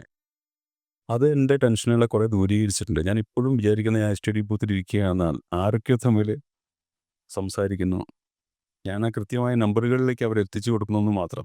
എല്ലാം കൃത്യമാണെന്ന് എനിക്ക് ഉറപ്പ് പറയാൻ പറ്റില്ലെങ്കിലും എന്നെക്കൊണ്ടാവുന്ന രീതിയിൽ അത് കൃത്യമായ നമ്പറിൽ തന്നെ റോങ് നമ്പറിൽ വിളി പോകരുത് എന്ന് ഞാൻ നിഷ്കർഷിക്കുന്നുണ്ട്. രണ്ടാമത്തെ കാര്യം, തകഴി ശിവശങ്കരപ്പിള്ള എഴുതാൻ മറന്നുപോയ അല്ലെങ്കിൽ വിട്ടുപോയ നോവൽ ഞാൻ എഴുതാൻ ഉദ്ദേശിക്കുന്നില്ല. കാരണം സുഭാഷ് ചന്ദ്രൻ എഴുതാൻ വിട്ടുപോയ നോവൽ തകഴി എഴുതാത്തതുകൊണ്ട്, ഒരു പ്രതികാര ബുദ്ധിയുള്ള ഒരാളായതുകൊണ്ട് ഞാൻ അങ്ങനെ തകഴിയുടെ എന്തെങ്കിലും പൂരിപ്പിക്കാനൊന്നും ഉദ്ദേശിക്കുന്നില്ല. MT വാസുദേവൻ സാറിൻ്റെ ഒന്നും ഞാൻ പൂരിപ്പിക്കാൻ ഉദ്ദേശിക്കുന്നില്ല. കാരണം ഇവരൊന്നും എൻ്റെ ഒന്നും പൂരിപ്പിക്കാൻ പോകുന്നില്ല. കാലത്ത് തിരിച്ചിടുന്നത് അസാധ്യമായതുപോലെ ക്രിയേറ്റിവിറ്റിയിൽ ഇങ്ങോട്ടും തിരിച്ചിടുക സാധ്യമല്ല. ഒരാളെയും മറ്റൊരാൾ പൂരിപ്പിക്കുകയില്ല. നമ്മളെല്ലാം ഒറ്റ ഒറ്റ ജന്മങ്ങളായിട്ട് എരിഞ്ഞ് പൊന്തി പൊട്ടുകയാണ്. ഒരു കമ്പിത്തിരിക്കും പകുതി വെന്ത് കത്തിപ്പോയി കെട്ടുപോയ ഒരു കമ്പിത്തിരിയുടെ ജീവിതം പുനരാവിഷ്കരിക്കാൻ സാധിക്കുകയില്ല. നമ്മൾ കത്തിക്കുമ്പോൾ പുതിയ കമ്പിത്തിരി കത്തിക്കുകയാണ്. കെട്ട് മണ്ണടിഞ്ഞു പോയ അത് പകുതിയല്ലേ കത്തിയുള്ളൂ. അത് ഇനി ഈ കമ്പിത്തിരിയിൽ നമ്മൾ ആവിഷ്കരിക്കുന്ന ആ കമ്പിത്തിരിയല്ല, ഇത് പുതിയ കമ്പിത്തിരിയാണ്. എല്ലാം കമ്പിത്തിരികളാണെന്നും എല്ലാം കത്തിത്തീരുമെന്നുള്ളതാണ് ഒരു വാസ്തവം. നാളെ ഏതെങ്കിലും പുതിയ എഴുത്തുകാരനോട് താങ്കൾ ഇതേ ചോദ്യം തന്നെ വീണ്ടും ചോദിച്ചേക്കാം. അതായത് സംഗതി ഇല്ല എന്ന് ഞാൻ വിചാരിക്കും. സാർ ഇവിടെയാണ് ഇത് കേട്ടിരിക്കാൻ ഭയങ്കര രസമുണ്ടായിരുന്നു. ലൈക്ക് ഒരു വാക്കിൻ്റെ പുറകിൽ വാക്കുകൾ വെച്ചിട്ട് ഇങ്ങനെ മാല പോലെ ഒഴുക്കി എല്ലാവരെയും ചെറുങ്ങനെ നർമ്മം കലർത്തി ഇങ്ങനെ എല്ലാവരെയും ഒന്ന് ഹാപ്പി ആക്കിക്കൊണ്ടുള്ളൊരു ഇത് കേൾക്കാൻ നല്ല രസമുണ്ടായിരുന്നു. ലൈക്ക് ആദ്യം ഒരു 5-6 ആളുണ്ടായിരുന്ന അടുത്ത് 100 ആളുണ്ട്. ഭാര്യനോട് പറയാം തിരിച്ചു വന്നാൽ ഇവിടെ വായിക്കാൻ ആളുണ്ടാവും, കേൾക്കാൻ ആളുണ്ടാവും എന്ന് പറയാം. അപ്പം ഇപ്പൊ കേട്ടിരിക്കുമ്പോൾ തന്നെ ഈ ഇടയ്ക്കിടയ്ക്കുള്ള നർമ്മങ്ങളുണ്ടല്ലോ, ഈ എഴുത്തിലും മറ്റു സ്ഥലങ്ങളിലൊക്കെ ഈ നർമ്മങ്ങൾ ഉപയോഗിച്ചുകൊണ്ട് വായനക്കാരെ അല്ലെങ്കിൽ കാണികളെ ആകർഷിപ്പിക്കുന്ന ഒരു വിദ്യ. ഇതിനെപ്പറ്റി എന്താണ് പറയാനുള്ളത്? താങ്കളുടെ എഴുത്തുകളിൽ അല്ലെങ്കിൽ വായിച്ച സ്ഥലങ്ങളിൽ ഈ നർമ്മത്തിന്റെ പ്രാധാന്യം. മോൻ്റെ പേരെന്താ? അഭിനവാണ്. ആദ്യമായിട്ട് എനിക്ക് നർമ്മമുണ്ടെന്ന് പറഞ്ഞ ആഴ്ച. അതുകൊണ്ട് ഈ സന്ധ്യ അനശ്വരമായി തീരും. എനിക്ക് നർമ്മമുണ്ടെന്ന് എൻ്റെ ഭാര്യയും മകളും പോലും പറയില്ല. ഞാൻ ഇതൊരു മൊരടനായിട്ടുള്ളൊരു മനുഷ്യൻ എന്നുള്ള മട്ടിലാണ്. നർമ്മം വാസ്തവത്തിൽ ബുദ്ധിയിൽ നിന്ന് വരുന്നതാണ്. നല്ല നർമ്മം ബുദ്ധിയുടെ സന്തതിയാണ്. മണ്ടന്മാർക്ക് നർമ്മം പറയാൻ സാധിക്കില്ല. മണ്ടന്മാർ സ്വയം ഒരു നർമ്മമായി മാറുമെങ്കിലും മണ്ടന്മാർക്ക് നർമ്മം സൃഷ്ടിക്കാൻ സാധിക്കില്ല. വിറ്റ് എന്ന് പറയുന്നത് നമ്മുടെ ബ്രില്യൻസിൽ നിന്ന് വരുന്നതാണ്. നമ്മുടെ എന്ന് വെച്ചാൽ എൻ്റെ അല്ല, മനുഷ്യൻ്റെ ബ്രില്യൻസിൽ നിന്ന് വരുന്നതാണ് നർമ്മം, യഥാർത്ഥ നർമ്മം. അതുകൊണ്ട് VK-ൻ്റെ വായിക്കുമ്പോൾ നമ്മൾ അദ്ദേഹം നല്ല തമാശക്കാരനാണല്ലോ എന്ന് അല്ല ഓർക്കുക, അദ്ദേഹം ഭയങ്കര ബുദ്ധിമാനാണല്ലോ എന്നാണ് ഓർക്കുക. അത്രയും ബ്രില്യൻസിനെ ആ നർമ്മം ഉണ്ടാക്കാൻ സാധിക്കുക. കുറച്ചും കൂടി വിശദമായിട്ട് പറഞ്ഞാൽ നർമ്മം എന്നുള്ളത് വേദനയിൽ നിന്നാണ് ഉണ്ടാകുന്നത്. കഠിനമായ വേദനയിൽ നിന്നാണ് ഉണ്ടാകുക. അഭിനവിന് വലിയ നർമ്മം രചിക്കുന്ന ആളുകളിലേക്ക് പോകാൻ സാധിക്കില്ലെങ്കിൽ നമ്മുടെ യൂട്യൂബിലോ TV പരിപാടികളിലോ ഒക്കെ നമ്മൾ വളിപ്പെന്നൊക്കെ വിചാരിക്കുന്ന നർമ്മങ്ങൾ അവതരിപ്പിക്കുന്ന സ്കിറ്റുകൾ അവതരിപ്പിക്കുന്ന ഈ ഉല്ലാസ് പന്തളം എന്നൊക്കെ പറഞ്ഞ ആളുകളുണ്ടല്ലോ, അവരുടെയൊക്കെ വ്യക്തി ജീവിതത്തെപ്പറ്റി മനസ്സിലാക്കാൻ നോക്കിയാൽ അറിയാം അതികഠിനമായ വേദനകളിലൂടെ കടന്നു പോകുന്ന ആളുകളാണ് അവരെല്ലാം. ഞാൻ ഈ ഗൃഹലക്ഷ്മി, വനിത എന്നൊക്കെ പറഞ്ഞു വരുന്ന മാസികകളിൽ ഇവരെ പറ്റി ചിലപ്പോൾ ഉണ്ടാവും. അപ്പോൾ അത് ഞാൻ വളരെ താല്പര്യത്തോടെ വായിക്കുന്ന ഒരാളാണ്. അപ്പോൾ ഞാൻ മനസ്സിലാക്കിയിട്ടുള്ള കാര്യം, ഇങ്ങനെ തുടർച്ചയായിട്ട് നർമ്മം പറഞ്ഞ് നമ്മളെ പൊട്ടിച്ചിരിപ്പിക്കുന്ന ആൾ ചാർലി ചാപ്ലിൻ്റെ കാലം മുതൽക്ക് തന്നെ, കുഞ്ചൻ നമ്പ്യാരുടെ കാലം മുതൽക്ക് തന്നെ അതിഭീകരമായിട്ടുള്ള ആന്തരിക പീഡകളിലൂടെ കടന്നു പോകുന്ന മനുഷ്യരാണ്. അതിനെതിരെ അവർക്ക് റെസിസ്റ്റൻസ് കൊടുക്കുന്നതാണ് ഇത്. നമ്മൾ ശ്രദ്ധിച്ചിട്ടുണ്ടാവും, ഇപ്പം അമിതമായിട്ടുള്ള വണ്ണമൊക്കെ ഉള്ള ആളുകൾ നല്ല തമാശക്കാരായിരിക്കും. പൊതുവെ എല്ലാവരും അങ്ങനെയാണെന്നല്ല. കാരണം അവരവരുടെ ശരീരത്തിൻ്റെ പരിമിതിയെല്ലാം ഒരു നിത്യപീഡയായിട്ട് ചിലപ്പോൾ കൊണ്ടുനടക്കും. കയറ്റം കയറുമ്പോൾ കതയ്ക്കുക അങ്ങനെ. അപ്പോൾ അവരതിനെ ഒരു തമാശയ്ക്കുള്ളൊരു എലമെൻ്റാക്കി മാറ്റും. അവരതിനെ സ്വയം പരിഹസിച്ച് ചിരിക്കും. ഭയങ്കര ഫലിതപ്രിയരായിരിക്കും അവർ. അതൊരു ഒരു സാമാന്യമായിട്ടുള്ളൊരു ഒരു നിരീക്ഷണം ഞാൻ നടത്തിയതാണ്. അത് എല്ലാവരിലും ശരിയാവണമെന്നില്ല. പക്ഷേ ചാപ്പലിലൊക്കെ അത് കൃത്യമായിരുന്നു. അമ്മ കൽക്കരി ഉണ്ടോ എന്ന് ചോദിച്ചിട്ട് ഓരോ വീട്ടിലും കയറി ഇറക്കുന്നത് കണ്ടുകൊണ്ടാണ് ചാപ്പലിൻ്റെ ബാല്യം കടന്നുപോയത്. അമ്മ ഭ്രാന്തായിരുന്നു. അവർ നാടകനടിയായിരുന്നു. ഒരു ഘട്ടത്തിൽ അവർക്ക് ഭ്രാന്തായി. ഓരോ വീട്ടിലും മുട്ടി ഭിക്ഷക്കാരിയെ പോലെ കൽക്കരി കിട്ടാനുണ്ടോ എന്ന് ചോദിക്കുന്ന ഒരു അമ്മയായിരുന്നു ചാപ്പലിൻ്റെ ഉണ്ടായത്. അപ്പോൾ അതിൽ നിന്നാണ് അവർ പൊട്ടിച്ചിരി ഉണ്ടാക്കിയത്. ആ കഠിനമായ വേദനയിൽ നിന്നാണ് നമ്മുടെ മലയാള സിനിമയിൽ ഇപ്പം ഇന്ദ്രൻസ് എന്ന് പറയുന്ന നടൻ്റെ ആത്മകഥ ഞാൻ മാതൃഭൂമി ആഴ്ചപ്പേരിൽ കണ്ടേച്ച് കൊടുക്കുന്നുണ്ട്. 4ാം ക്ലാസ് വരെ പഠിച്ചിട്ടുള്ളൂ. ഇന്ദ്രൻസിനോട് ഞാൻ ആത്മകഥ ചോദിച്ചപ്പോൾ ഇന്ദ്രൻസ് പറഞ്ഞു, അയ്യോ സാർ അയാൾ വായിക്കുന്ന ആളാണ്, നന്നായിട്ട് വായിക്കും. അയ്യോ സാറേ, സേതുവിൻ്റെയും ലീലാവതി ടീച്ചറിൻ്റെയും ശ്രീകുമാരൻ തമ്പി സാറിൻ്റെയൊക്കെ ആത്മകഥ വന്ന പുസ്തകത്തിൽ എൻ്റെ ആത്മകഥയോ? ആളുകൾ സാറിനെ കളിയാക്കും സാറേ, സാറിനെ പരിഹസിക്കും, സാറിൻ്റെ വില പോകുമെന്നൊക്കെ പറഞ്ഞു. ഞാൻ പറഞ്ഞു, അല്ല, നിങ്ങൾ പലപ്പോഴും അതിൻ്റെ സംസാരം കേൾക്കുമ്പോൾ ഞാൻ മനസ്സിലാക്കിയുള്ള കാര്യമാണ്, വലിയ നിരീക്ഷണമുള്ള ഒരാളാണ്. അപ്പോൾ അത് ഞാൻ 4ാം ക്ലാസ് വരെ പഠിച്ചിട്ടുള്ള അക്ഷരത്തിട്ട് ഞാനിവിടെ അല്ല, ഞാൻ തിരുത്തി തരാം, ഞാൻ തിരുത്തിക്കോളാം, ഇവിടെ നമുക്കൊരു സംഘമുണ്ട്, പത്രാധിപരുടെ സംഘമുണ്ട്, താങ്കൾ എഴുതുമെന്ന് പറഞ്ഞപ്പോൾ വലിയ സന്തോഷത്തോടെയും പക്ഷെ ഭയങ്കര പേടിയോടെയാണ് അദ്ദേഹം തന്നത്. പക്ഷേ ഇപ്പം ഏറ്റവും അധികം വായിക്കപ്പെടുന്ന ആത്മകഥകളിലൊന്ന് അതാണ്. ആളുകൾ കാത്തിരുന്ന് വായിക്കുകയാണ്.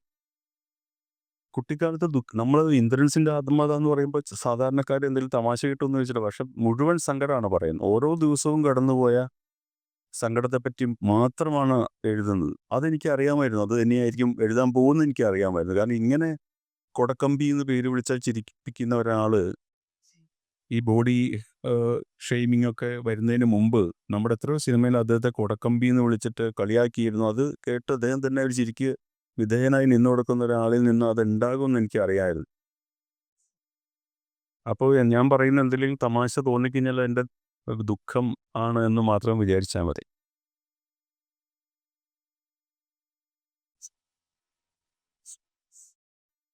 ദസ്തവസ്കി എൻ്റെ രണ്ടാമത്തെ അച്ഛൻ എന്ന് പറഞ്ഞാൽ ഒരു ലേഖനം എഴുതിയിട്ടുണ്ട്. എൻ്റെ ഓർമ്മക്കുറിപ്പുകളുടെ പുസ്തകത്തിൽ അതുണ്ട്. അത് ഒന്ന് വായിച്ചാൽ മനസ്സിലാകും. പക്ഷേ എങ്കിലും നേരത്തെ മീതി നിൽക്കാനോട് പറഞ്ഞു തന്നതുപോലെ ഇങ്ങനെ എഴുതാൻ പറ്റുമോ എന്ന് നമുക്ക് അത്ഭുതം തോന്നും. മലയാളത്തിൽ NK ദാമോദരൻ ഏതാണ്ട് ദസ്തവസ്കിയെ പോലെ തന്നെ മലയാളത്തിലാക്കിയിട്ടുണ്ട്. ദസ്തവസ്കിയെ റഷ്യൻ ഭാഷയിൽ മഹാകവി എന്നാണ് അവർ വിളിക്കുന്നത്. അദ്ദേഹം കവിതയൊന്നും എഴുതിയിട്ടില്ല എങ്കിലും. കുമാരനാശാനെ മഹാകവി എഴുതാതെ നമ്മൾ മഹാകവി എന്ന് വിളിക്കുന്ന പോലെ ദസ്തവസ്കിയെ റഷ്യൻ ഭാഷയിൽ അവർ മഹാകവി എന്ന് വിളിച്ചാണ് പറയുന്നത്. അത്രയും സുന്ദരമാണ് അത്ര ഇതിൻ്റെ റഷ്യൻ ഭാഷ വായിക്കാൻ. നമുക്കതിന് ഭാഗ്യമില്ലെങ്കിലും NK ദാമോദരൻ്റെ തന്നെ വായിക്കണം. മലയാളം വായിക്കുകയാണെങ്കിൽ NK ദാമോദരൻ്റെ തന്നെ വായിക്കണം. മറ്റൊരുപാട് വിവർത്തനങ്ങളുണ്ട്, അതൊന്നും വായിക്കരുത് ദയവ് ചെയ്തിട്ട്. അത് വായിച്ചാൽ നമുക്കറിയാം ഇതെങ്ങനെ ഇത് സാധിക്കുന്നു എന്നുള്ളത് നമ്മൾ ഞെട്ടിപ്പോവും. ഒരു കുതിരയെ തെരുവിൻ്റെ നടുക്ക് ഒരാൾ കുതിരയെ കാലിൽ തല്ലി ഒരു ഇരുമ്പ് ദണ്ടുകൊണ്ട് തല്ലി വീഴുന്നത് വരെ അടിക്കുന്ന രംഗം കണ്ടു നിൽക്കുന്ന 4 വയസ്സുകാരനായ കുട്ടിയെപ്പറ്റി ദസ്തവസ്കി എഴുതും. ഇതെന്തിനാ തല്ലേന്ന കൊച്ചിനെ അറിഞ്ഞൂടാ. കുതിരയാണെങ്കിൽ കാലുമെന്ന് അടികൊണ്ട് അങ്ങനെ വേദനിക്കുന്ന ജന്തുവല്ല. പക്ഷെ അത് വീണ്ടും നിൽക്കും. അവസാനം അരമണിക്കൂർ തുടർച്ചയായിട്ട് അടിച്ച് 4 കാലും അടിച്ച് ഒടിച്ച് ഈ കുതിരയെ വീഴ്ത്തും ഇയാൾ. ഈ കൊച്ചു നിലവിളിച്ചുകൊണ്ട് ഓടുന്ന ഒരു രംഗമുണ്ട്. അതൊക്കെ ഇയാളെ എവിടെ നിന്ന് കണ്ടെടുക്കണമെന്ന് നമുക്കറിയില്ല. അത് വായിച്ചാൽ നമുക്ക് എഴുത്തുകാരനാകാൻ പറ്റിക്കുന്ന ഭയങ്കര ഭാഗ്യമാണെന്ന് വിചാരിക്കാം. അങ്ങനെ ഒരുപാട്. ഇത് ഞാൻ പെട്ടെന്ന് ഓർമ്മ വന്നൊരു കാര്യം പറഞ്ഞതാണ്. എല്ലാവർക്കും പെട്ടെന്ന് മനസ്സിലാവുമെന്ന് വിചാരിച്ച് പറഞ്ഞതാണ്. മനുഷ്യൻ വെറുതെ ക്രൂരത കാണിക്കുന്നു. അത് കണ്ട് വിഷമിക്കുന്ന കുഞ്ഞുങ്ങൾ ചുറ്റുമുണ്ട്. ഇത് അത്ഭുതത്തോടെ എന്തിനാ ഈ ജന്തു ചെയ്യണമെന്ന് മനസ്സിലാവാതെ ഉള്ള അങ്ങനെ ആയിരക്കണക്കിന് സന്ദർഭങ്ങൾ ഓരോ പുസ്തകത്തിലുണ്ട് ദസ്തവസ്കിയുടെ. അത് വായിച്ചാൽ എഴുത്തുകാരനാണ് ലോകത്തിലെ ഏറ്റവും വലിയ മനുഷ്യൻ നമുക്ക് മനസ്സിലാവും. എം ടിയോട് ചോദിച്ച പോലെ ഒരു ചോദ്യമാണ് ഞാൻ സാറിനോട് ചോദിക്കുന്നത്. എം ടിയോട് ചോദിച്ചപ്പോൾ ഒരു സുഭാഷ് ചന്ദ്രൻ ഉണ്ട്, ഇനിയും എത്രയോ ദൂരം പോകാൻ കഴിയുന്നൊരു വ്യക്തി ഉണ്ട് എന്ന് പറഞ്ഞല്ലോ. അതുപോലെ ഞാൻ ഈ അടുത്ത് ബെസ്റ്റ് സെല്ലർ എന്ന് പറഞ്ഞ ഒരു 2-3 നോവലുകൾ വാങ്ങി വെച്ചു. എനിക്കത് വായിക്കാൻ തുടങ്ങിയിട്ട് അത് കണ്ടിന്യൂ ചെയ്യാൻ കഴിഞ്ഞില്ല. അതേസമയം മനുഷ്യന്റെ രാമകമൊക്കെ ഞാൻ ഒരു രാത്രി ഉറങ്ങാതിരുന്ന് വായിച്ച ബുക്കാണ്. അപ്പോൾ ഒരു സാധാരണ വായനക്കാരി എന്നുള്ള നിലയിൽ എനിക്കുള്ളൊരു ആശങ്ക, പുതിയ ആ, കുട്ടികളുടെ വായനാ രീതി, എഴുത്തിന്റെ രീതി ഇതൊക്കെ മാറിയതായിട്ട് എനിക്ക് തോന്നുന്നു. ഒരു പത്രാധിപർ എന്നുള്ള നിലയിൽ സാറിന്റെ അഭിപ്രായം എന്താണ്? ആ പുതിയ കാലത്ത് ചില പുസ്തകങ്ങൾ ധാരാളം വിൽക്കുന്നതും വായിക്കപ്പെടുന്നതൊന്നും നമുക്ക് ആശങ്കപ്പെടേണ്ട കാര്യമില്ല. അത് കുറേ പേരെ, പുതിയ കാലത്തെ കുറേ പുതിയ വായനക്കാരെ വായനയിലേക്ക് കൊണ്ടുവരാൻ അത് സഹായിക്കുന്നുണ്ട്. നമ്മളൊക്കെ കുട്ടിക്കാലത്ത് അപസർപ്പക നോവലുകളും പൈങ്കിളി നോവലുകളൊക്കെ വായിച്ചതുപോലെ തന്നെ ഒരു പ്രവർത്തനം സമാന്തരമായിട്ട് നടക്കുന്നെന്ന് മാത്രം വിചാരിച്ചാൽ മതി. അതൊക്കെ വായിച്ച് ആസ്വദിക്കുന്നവർ വായനയുടെ തുടക്കത്തിലുള്ളവർ തന്നെയാണ്. അല്ലാതെ ഇപ്പോൾ താങ്കൾക്ക് അത് വായിച്ച് ആസ്വദിക്കാൻ പറ്റാത്തത് താങ്കൾ അതിനു മുമ്പ് നല്ല പുസ്തകങ്ങൾ വായിച്ചിട്ടുള്ളതുകൊണ്ടാണ്. പക്ഷെ ഒരു പുസ്തകവും വായിക്കാത്ത ആളുകൾ ഈ നവമാധ്യമങ്ങളിൽ ഇവരുടെ പേരുകളൊക്കെ കണ്ടിട്ട് ഇതെങ്കിലും മേടിച്ച് വായിക്കുമ്പോൾ അവർ വായനയിലേക്ക് വരും. ആദ്യത്തെ ഒരു തുടക്കം എന്ന നിലയ്ക്ക് അത് നടക്കും. അപ്പം അതുകൊണ്ട് അത് ഭാഷയ്ക്ക് ഒരു തരത്തിലൊരു ഗുണം ചെയ്യുന്നുണ്ട്. കുറേ തുടക്കങ്ങൾ സൃഷ്ടിക്കുന്നുണ്ട്. അപ്പോൾ അതങ്ങനെ നടന്നോട്ടെ, ഒരു ഭാഗത്ത് അവരെഴുതിക്കോട്ടെ, അവർ പ്രചാരവേലകളിലൂടെ ധാരാളം പേരെ വായിപ്പിക്കട്ടെ. അത് വായിച്ചതിന് ശേഷം അവർ പിന്നെ അടുത്ത പുസ്തകം വായിക്കുമ്പോൾ അവർക്ക് മനസ്സിലാവും ഇതാണ് എഴുത്ത്, അതല്ല എന്ന് മനസ്സിലാവും. അപ്പം അത് ഭാഷയ്ക്ക് ഗുണകരമാണ് ശരിക്കും. ഇപ്പം 1,00,000 കോപ്പി വിറ്റഴിഞ്ഞ ഒരു പുതിയ കാല എഴുത്തുകാരൻ്റെയോ എഴുത്തുകാരിയുടെ പുസ്തകം ഒരു ദോഷമല്ല, അത്രയും വായിച്ചതല്ലേ, പുസ്തകമല്ലേ, ഒരു പോൽ ഫിലിമൊന്നും അല്ലല്ലോ, ഒരു പുസ്തകമല്ലേ. അത് വായിച്ചു, അതിൽ നിന്ന് അവർ വായനയിലേക്ക് എത്തും, പുസ്തകത്തിൽ രസമുണ്ടെന്ന് മനസ്സിലാവും. അവർ ചിലപ്പോൾ അടുത്ത പുസ്തകം ചിലപ്പോൾ സുഭാഷിതത്തിൻ്റെ മനുഷ്യനാമം ചെയ്ത് മേടിച്ച് വായിക്കാൻ അവരെ പ്രേരിപ്പിക്കും. അതുകൊണ്ട് രണ്ടാമത്തെ പുസ്തകം ഇതാവട്ടെ എന്ന് എഴുതിയിട്ടും നിർഭാഗ്യവശാലെങ്കിലും മേടിച്ച് വായിച്ച് നമുക്കത് ഗുണം ചെയ്യും. അതുകൊണ്ട് അതിനെ സങ്കടപ്പെടേണ്ട. അത് ഒരു നമുക്കത് ബാധകമല്ലെന്ന് മാത്രമല്ലേ ഉള്ളൂ. നമ്മളത് അവിടെ അവർ ജീവിച്ചോട്ടെ, അവരവിടെയൊക്കെ ആഘോഷിച്ചോട്ടെ. എല്ലാ ആഘോഷങ്ങളും ചേർന്നാണ് ഭൂമി, അതൊക്കെ നടന്നേക്കും. നമസ്കാരം. ഒരു കാര്യം കൂടി ചോദിച്ചിട്ട് കാര്യം സാറേ, എനിക്ക് എഡിറ്ററായിരുന്ന കാലത്ത് നിറയെ മലയാളത്തിൽ പ്രചരിച്ച ഒരു കാര്യം, കിട്ടുന്ന എല്ലാ ചെറുകഥകളും അദ്ദേഹത്തിൻ്റെ കൈകളിലൂടെ വായിച്ച് മനനം ചെയ്ത് തന്നെയാണ് പോയിട്ടുള്ളത് എന്ന് കേട്ടിട്ടില്ല, കിട്ടിയത് പോലെ. സാറിൻ്റെ അനുഭവത്തിൽ എന്താ പ്രശ്നം വെച്ചാൽ, ഇപ്പോൾ പഴയ കാലത്ത് പുല്ല് ഒരുപാടും ആടുകൾ കുറവായിരുന്നു. ഇപ്പോൾ നേരെ തിരിച്ചാണ്, പുല്ല് കുറച്ചും ആട് കുറേ ആയിപ്പോയി. അപ്പം അതിൻ്റെ ഒരു തീറ്റയുടെ ഒരു പ്രശ്നം വരും.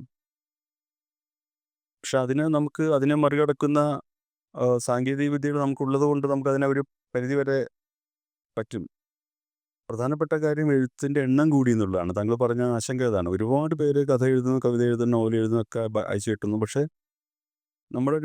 അത് നോക്കിയുള്ള ശീലം കൊണ്ട് നമുക്കൊരു നോവലോ ഒരു കഥയോ ഒന്ന് മുഴുവൻ വായിക്കണ്ട, അത് നല്ലതാണോ എന്ന് മനസ്സിലാക്കാൻ. ആദ്യത്തെ പാരഗ്രാഫ് വായിച്ചാൽ തന്നെ നമുക്കറിയാം അത് നല്ലതായിരിക്കുമോ അല്ലയോ എന്നുള്ളത്. കാരണം ഒരു യഥാർത്ഥ എഴുത്തുകാരൻ എഴുതുന്ന ഓരോ വരിയിലും നല്ലതായിരിക്കും എഴുതുക, ഗംഭീരമായിട്ട് അത് നമുക്ക് പെട്ടെന്ന് മനസ്സിലാവും. കുട്ടപ്പൻ്റെ കഷ്ടപ്പാടെന്നാണ് ഒരു കഥയുടെ പേരെങ്കിൽ നമ്മളത് വായിക്കില്ല. കാരണം ഇപ്പോൾ കുട്ടപ്പൻ്റെ കഷ്ടപ്പാടൊന്നും എഴുതേണ്ടത് നമ്മളിപ്പോൾ ആദ്യം തീരുമാനിക്കും. പെട്ടെന്നുള്ള കൊടുക്കാത്തൊരു അക്ഷരത്തിൻ്റെ എൻ്റെ ഫ്രണ്ടിലുണ്ടെങ്കിൽ നമ്മൾ കൊടുക്കില്ല, അത് പിന്നെ വായിക്കില്ല. അമ്മ എന്ന് എഴുതേണ്ടത് ആമാന്നാണോ എഴുതി അവൻ തുടങ്ങിയിട്ടുണ്ടെങ്കിൽ നമ്മൾ പിന്നെ വായിക്കില്ല. കാരണം അതെങ്കിലും അറിയണവൻ. ചിലർ പറയും അങ്ങനെ അക്ഷരത്തിട്ടൊക്കെ പ്രശ്നമാണോ സാറേ, അതൊക്കെ പഴയ സങ്കല്പമല്ലേ. അത് പ്രശ്നമാണ്. നിങ്ങളുടെ ടൂൾ അക്ഷരമാണ് എഴുത്തുകാരൻ്റെ, അത് അറിഞ്ഞേ പറ്റൂ, നിർബന്ധമായിട്ട് അത് അറിഞ്ഞേ പറ്റൂ. കാരണം അതിനോടുള്ള റെസ്പെക്റ്റാണ് നിങ്ങളൊരു എഴുത്തുകാരനാക്കേണ്ടത്. ആ അക്ഷരത്തോടുള്ള ആ അദമ്യമായിട്ടുള്ള ആ ഭക്തി തന്നെയാണ് നിങ്ങളൊരു എഴുത്തുകാരൻ. കാരണം പദലീലയാണ് സാഹിത്യം. പദങ്ങളുമായിട്ട് വാക്കുമായിട്ട് നടത്തുന്ന രതിലീലയാണ് സാഹിത്യം. സെക്സ് തന്നെയാണത്, അതുമായിട്ടുള്ള സംഭവമാണ്. എഴുത്തുകാരൻ്റെ പ്രജ്ഞയും അക്ഷരത്തിൻ്റെ അതിദേവതയും തമ്മിലുള്ള രതിയാണ് എഴുത്ത്. അതിൽ നിന്നേ നല്ല സന്തതികൾ ഉണ്ടാവുള്ളൂ. അങ്ങനെയാണത് സൃഷ്ടിയായി മാറുന്നത്. അപ്പോൾ അതിനുള്ള ചില ടൂളുകൾ നമ്മുടെ കയ്യിലുണ്ട്. അത് മുഴുവൻ വായിക്കേണ്ടില്ല. അങ്ങനെ നോക്കുമ്പോൾ എല്ലാം വായിക്കാറുണ്ടെന്ന് തന്നെ പറയാം. എല്ലാം മുന്നിലൂടെ വരുന്ന എല്ലാം നമ്മൾ നോക്കിയിട്ട് തന്നെയാണ് പോകുന്നത്. മുഴുവൻ വായിക്കാറുണ്ടോ എന്ന് വെച്ചാൽ ഇല്ല, മുഴുവൻ വായിക്കേണ്ട. അതിന് നമുക്ക് നമ്മുടെ ആയുസ് അത്രയ്ക്ക് ഇല്ല. എവിടെയുള്ള മലയാളികൾ മുഴുവൻ എഴുതുന്ന നമ്മൾ മുഴുവൻ വായിക്കാൻ പറ്റും. പക്ഷേ ഒരു പേജ് വായിക്കാനുള്ളൊരു കരുണ നമ്മുടെ ഭാഗത്ത് നിന്ന് ഉണ്ടാവണം പത്രാധിപരായിട്ട് ഇരിക്കുമ്പോൾ. കാരണം ആ ഒരു പേജിൽ അറിയാം അതിഗംഭീരനായിട്ടൊരു പുതിയ ആള് വരുന്നുണ്ട് എങ്കിൽ ആ ഒരു പേജിൽ അവനെ അടയാളപ്പെടുത്തിയിട്ടുണ്ടാവും, അല്ലെങ്കിൽ അവളെ അടയാളപ്പെടുത്തിയിട്ടുണ്ടാവും. ആ എഴുതിയ ആദ്യത്തെ പുറത്ത് തന്നെ അത് നമുക്ക് മനസ്സിലാവും. അപ്പോൾ അത് നമ്മൾ സ്നേഹത്തോടെ അതിനെ പരിഗണിക്കും, ബാക്കി വായിക്കാൻ നമ്മൾ തീരുമാനിക്കും. ഏറെ സജീവമായ പങ്കാളിത്തത്തോടുകൂടി ഈ സെഷൻ 1 മണിക്കൂർ സെഷൻ 1.5 മണിക്കൂറോളാണ് നീണ്ടുപോയത്. തീർച്ചയായിട്ടും അതിന് ഈ ഒരു സജീവമായ പങ്കാളിത്തത്തിൽ ഏറ്റവും പ്രധാനപ്പെട്ട ഒരു പ്രേരക ശക്തിയായി എന്ന് തന്നെ പറയാം.